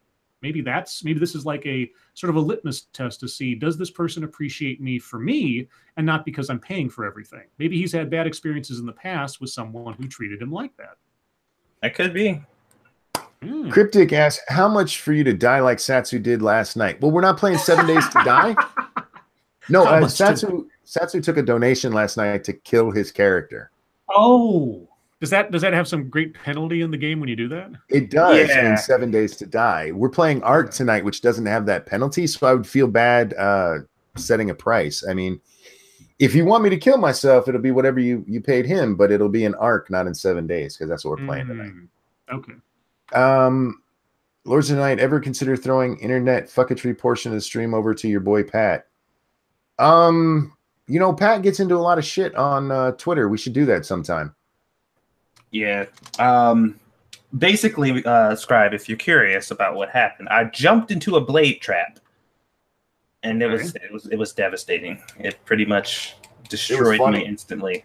And I lost like 10 health that I had to gain back because they know that I've been dying more times than Monkey in this stream, and I've been trying my best to get my health up to a respectable level. But yeah, when you die, your maximum health goes down. You can get it back up, but it takes a while. So yeah, he took another hit to his maximum health, which is funny because he's at the point where what are you, like at 165-ish? Yeah. And he said like 2 weeks ago that every time he gets to that level, he dies in the game. Every time. And then last night he made a smart ass remark about taking a donation for dying, and he got one, so he had to. Let's see. What's everybody's favorite band? My go-to on that is Bon Jovi. Collectively, I think they have the best catalog, and I love them. So, You know not to ask me a question like that. Satsus is something Japanese you've never heard of. I mean, I guess if I had to really actually think about it, it probably would end up being that. But it's hard for me to pick favorites because I was just like, there's too fucking many. Scribbles, you got one? Favorite band? Yeah. Well, my boilerplate answer is always Alice in Chains, because that's like that Facelift, Dirt, Sap, all the other ones that I'm not thinking of the titles right now.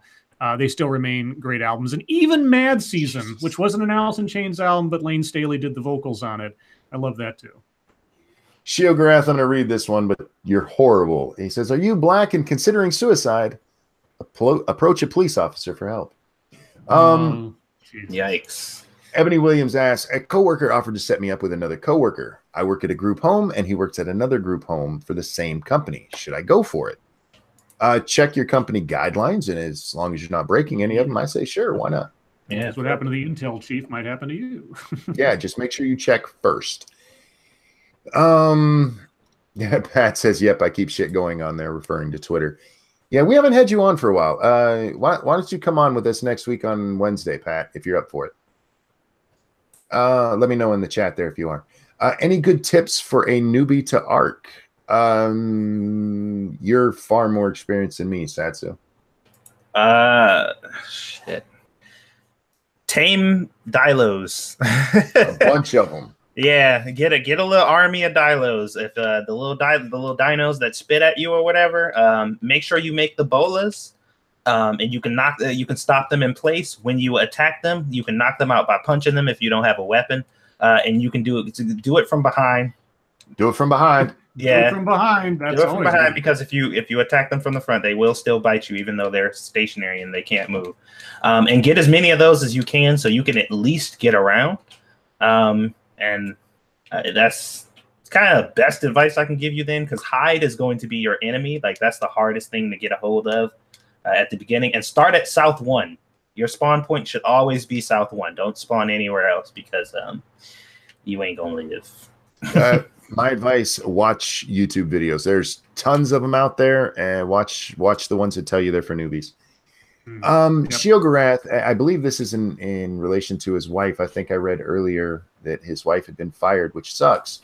Because how do you pick yourself up when you've been fired? I've only been fired once, and they were forced to rehire me, and that was a hell of a pick-me-up. But until that time, yeah, I was down about it, and I find something to take your mind off it and look for new work. It's the best I can say. The thing my dad's advice was, and I know this is like dad advice kind of things, but his thing always was, if you don't have a job, your job is finding a job. And so sort of throwing yourself into the work of finding a job and finding the successes, small or large, in the process of doing that is something that'll pick you up, because at least you're, being productive about something, and you never know what's going to happen once you call the right person. Yeah, I second that. That is excellent advice. Yeah.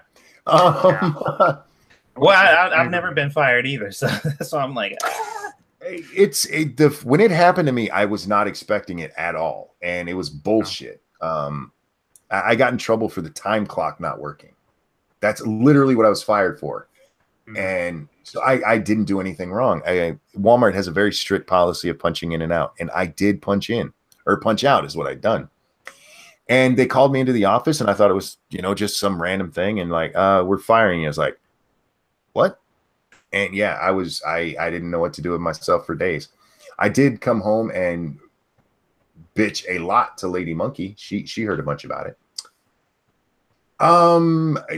Stargazer Nuts is nice enough to drop the Discord link in there. Don't forget, guys, we will be playing Art tonight over on 2 Cents Plus when we're done here.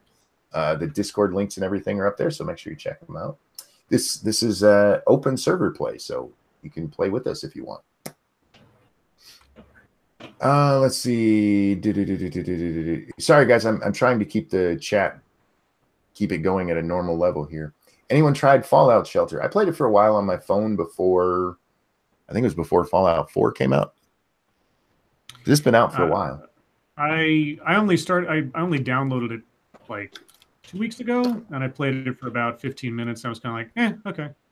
It's not bad, and I can see how it'd be a good time killer if you're sitting around. But as like a PC game, it got really boring real quick. So I actually really like PUBG on the phone. Like if you have a good enough phone, and your battery's not shit, it's free and it's fun.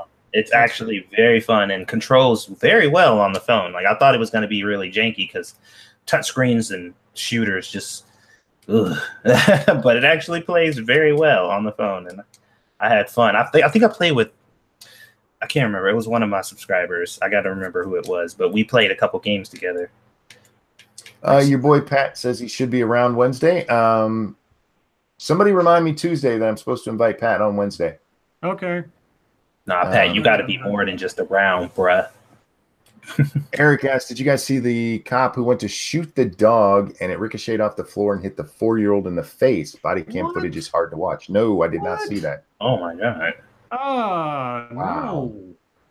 Was the dog like attacking him or something, or was he just shooting the dog to shoot the dog? You know as much as I do at this point. Yeah, I know, rhetorical, but it's just like, why would my first question is, why was he shooting the dog? And secondly, why was he discharging a firearm in a room with a 4-year-old child? Yeah. Is the kid okay? I mean, obviously he's not okay, but is he alive? An American Celt said, never occurred to me to tame Dilos, always avoid or kill. No, if you get a pack of them fuckers, it's funny. They will just, it's kind of like the end of Jurassic Park. Yeah, they'll tear some shit up if you have enough of them that are reasonably leveled. RJ says, Monkey used to work for Walmart. Wow, 10 years, man. I worked there for a decade. They fired me the day they gave me my 10-year pin, actually. Oh. Fucking bastards. Let's see. Shio, I'm not reading that one. Scribe, like, I love your new accent, and it's giving me a new idea for your fan art. Where do I send it when I'm done with Scooby's fan art? Twitter is the great unifier. Everybody will see it, and I'll see it too. So just tag me in it, and there you go. And I just want to say real quick, anyone. I mean, there's been a lot of people so far, which just boggles my mind. But anyone who takes the time to create fan art for me or my avatar and everything, I don't know how much to express my gratitude, because I think I said this before. When I was younger, I used to come up with comic book characters, like comic book concepts, and I always thought, wouldn't it be great if my character ended up in a comic book or something?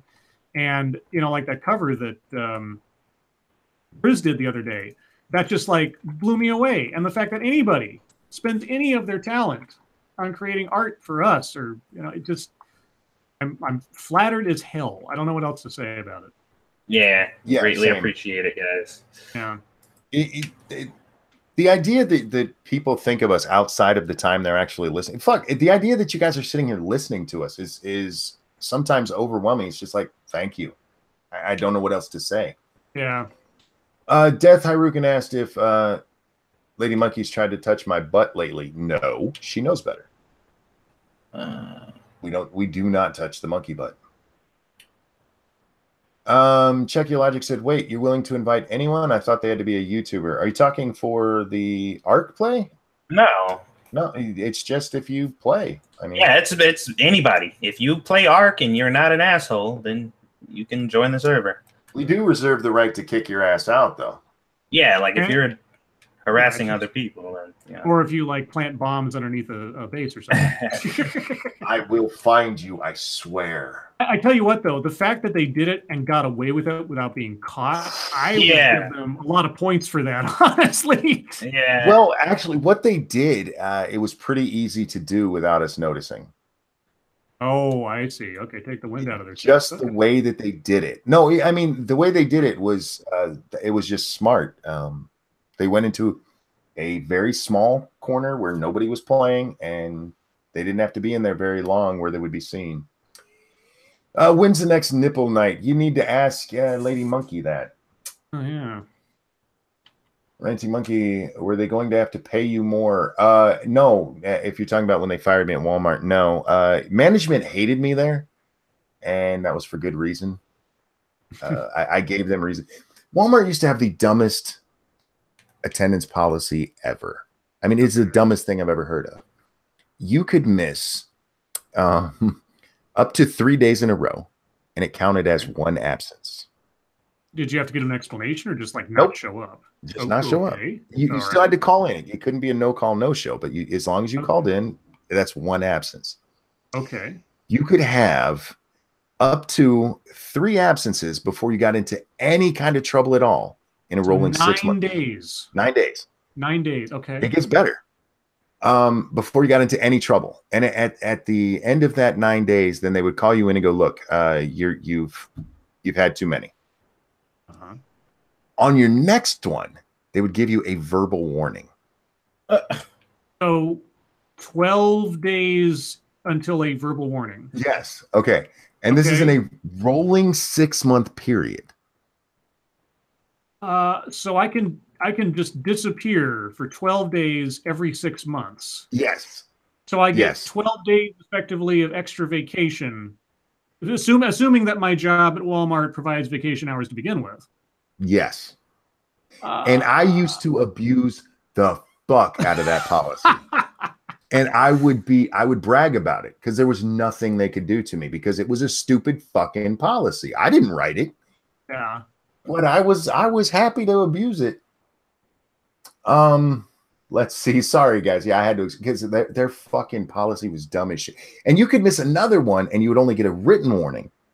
I assume they've changed that by now. Yes, they've changed. Okay. They changed it after I left. That's insane. Of course, you know, I always wonder. It's one of those things like, Mom, why do we cut the ends of the roast off at Thanksgiving? It's because, oh, you know, your great grandmother's oven was too small for the roast we used to get, so it just became family tradition kind of thing. I wonder what the original like reason was for having that policy. This is rhetorical. I'm just curious. This is why they instituted that policy, because they used to not have one at all, and it was entirely up to management whether or not you got into any trouble for being absent. Okay. And they felt that management wasn't what's the word I'm looking for? Uniform enough across the company. So they passed down one that they thought wasn't too hard on people, but still forced management's hand if they had to. But you had to miss goddamn 15 fucking days before you got into any real trouble. That's nuts. I didn't even tell you the best part. The best part is if you you get your 15 days, that's your written. If you miss another 3 days, you get what they called a D day. And a D day was a decision day where you got a day off paid to think about whether or not you want to stay with the company. What? Good swear to God. Yeah, it was the dumbest policy ever. Yeah, you could you miss 18 days and they give you one free. It was so fucking stupid. Holy shit. Now, once you got to a written warning, that stayed with you for a year. So anytime a 6-month period would roll around, if you got back to that point, it would jump you to the next one. But as long as you stayed at that 12 days, man, you could do that every fucking 6 months. It was great. That's nuts. And I would have used the fuck out of it. I picked the wrong store, man. I was working at Target. They ain't had that. Walmart had some of the dumbest policies. Oh my God. Mash asks, when's the next spank the butt night? That is $200 any night Lady Monkey is available to smack my ass. Yep. That's not like nipple nights. We just need her around. Let's see.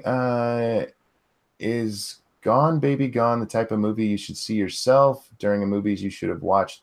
Doing a movie you should have watched episode on. Gone Baby Gone. I've never seen it. I've never seen it. I've heard different things about its quality compared to the book it was based on.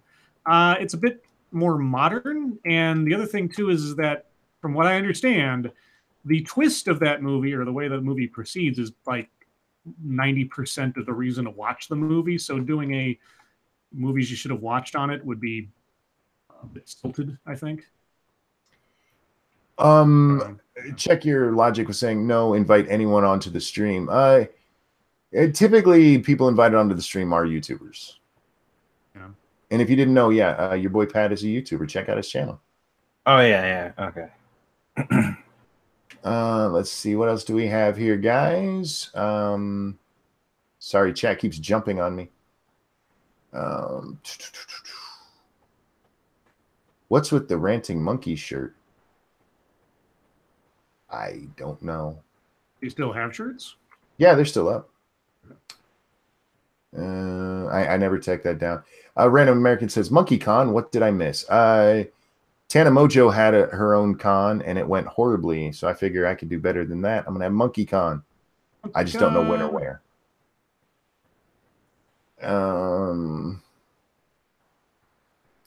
Lady Monkey says, I'll cut you a check. You don't get to just hit my ass. You've broken the trust too many times. Will Harambe be at MonkeyCon? Now he's dead. I bet he stinks now. Your spirit will be there, though. The spirit of Harambe lives with us forever. RJ says somebody recently donated me a Combatter Wing W100 gaming mouse. Think I should do a review of it. Why not? Sure. See how it turns out.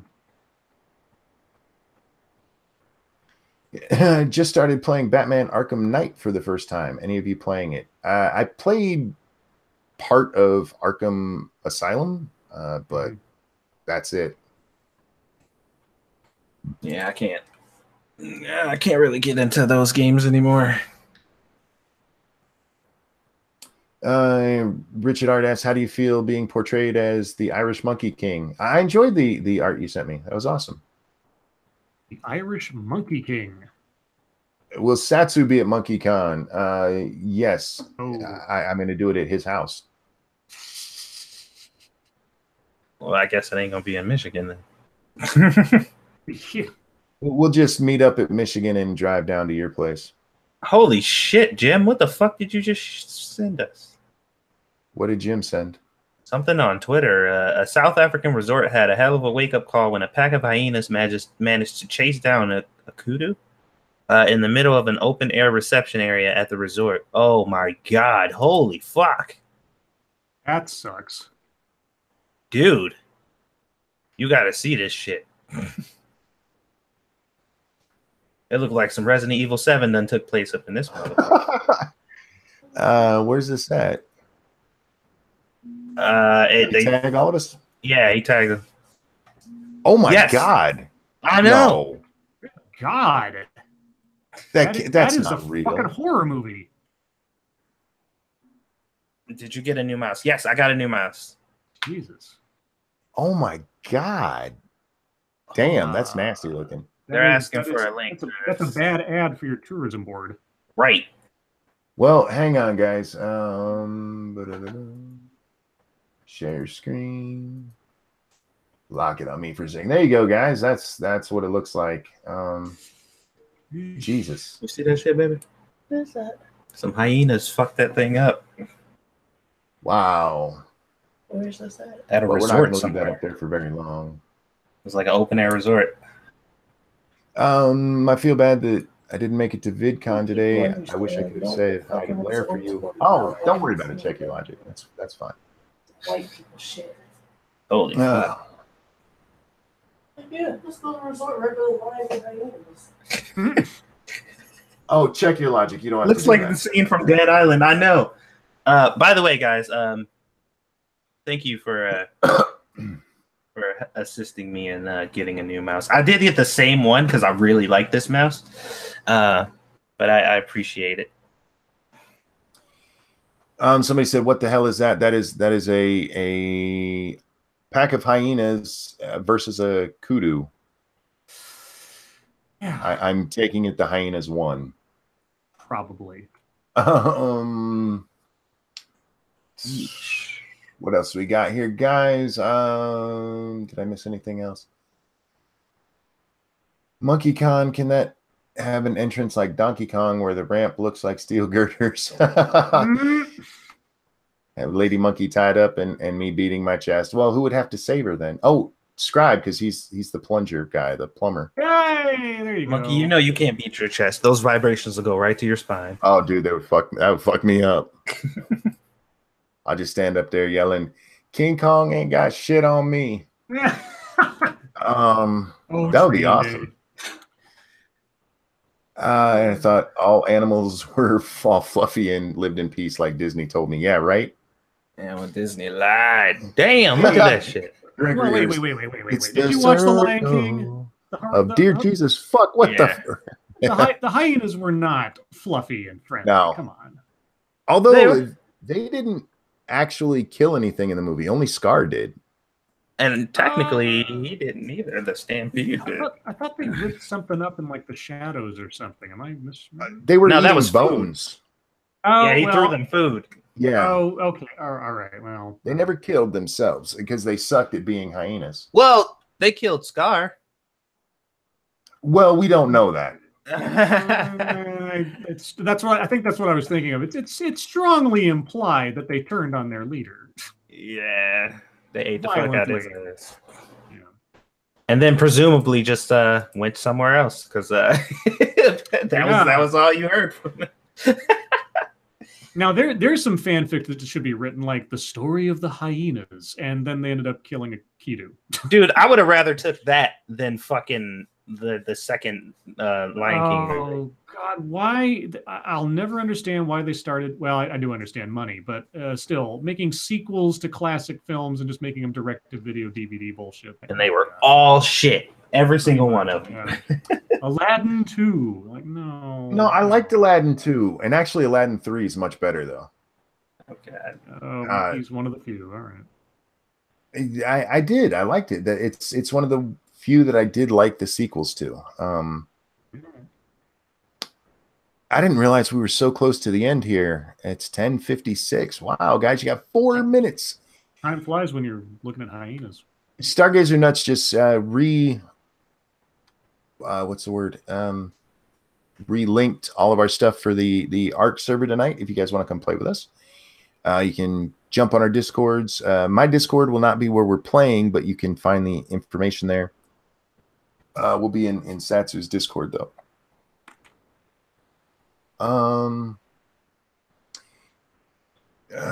Holy poop! I never thought of that. Check your logic. What did I miss? Oh, okay. Oh, Blair and Joe. Hey, yeah. Two of the main characters of Facts of Life were Blair and Joe. And now Blair and Joey are getting married. Hey. Okay, who was hotter, Blair or Joe? Blair. No. Joe was wait, remind me. Blair was the blonde yes. Valley Girl chick. Yeah. No. You like Joe better? All right. I did like Joe better. Okay. I'd have porked her right there in front of Mrs. Garrett. Oh God, Mrs. Garrett. Actually, I'd have nailed Tootie, to be honest with you. She was the cutest of all of them. Oh Jesus. Blair had money though. That is true. Yes, she came from a rich family. You take the good, you take another of the theme songs written by Alan Thicke. Oh, was that? Oh, that was him. You're right. Yeah, he did a lot of the '80s ones. Tootie was cute. See, I ain't wrong. Scrappy knows.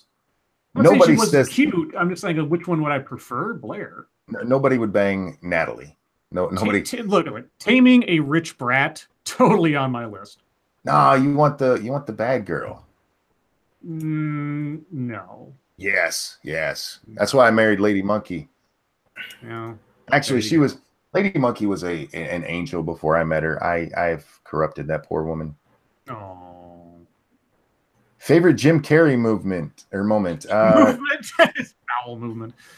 My favorite, probably when he does the singing behind the glass door in Ace Ventura, where he's opening it and closing it, and you can't hear him. Favorite Jim Carrey moment. That just makes me laugh.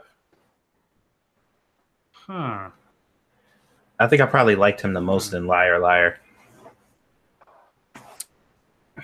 All you need says, and yet Natalie is the only one to lose her virginity in the series. Yes. Oh, yeah. That was one of the special. Next time on a special Facts of Life. Next time on a special episode of Different Strokes, Arnold gets in with a pedophile. You remember that episode? I do.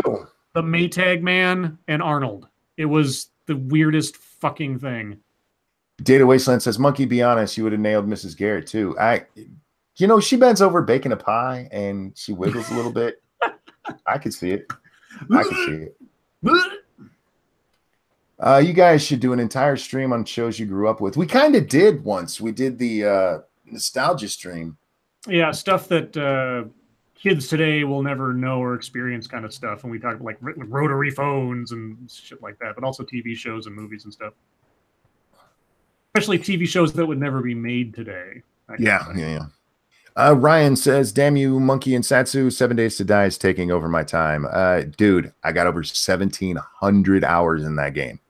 I've had it since October 30th or somewhere around there. I got it on the Halloween sale. So you're preaching to the choir there, brother. And on that, guys, we are going to end this because it's 11 o'clock. Chat, thank you guys so much for joining us. You guys, you're amazing. And thanks for joining us every night. Thank you guys for your generosity in the super chats. I can't tell you how much I appreciate that. But just you guys showing up is amazing. Love you guys. Best audience on YouTube, bar none. And I will bite anybody who says different. Scribe, Satsu, a pleasure as always. Everyone, don't forget to join us over on 2 Cents Plus in about 10 minutes where we will be playing Ark. You can join us in the Discord server if you'd like to play along. And with that, everyone, your life makes me sad. We'll see you next time. Bye, guys. See ya. Oh, I forgot to tell them. Don't forget to tune in 3 o'clock Eastern, noon Pacific tomorrow on Scribe's channel. Movies you should have watched. G.I. Jane. Sorry, they're still here. They're waiting for us to see if we're actually going to close. Oh, and like do some kind of like secret word thing or something. Yeah, it's weird. Yeah. I don't know why they do that. I don't know. It's like, come on, guys. We got shit to do. See you next time, guys.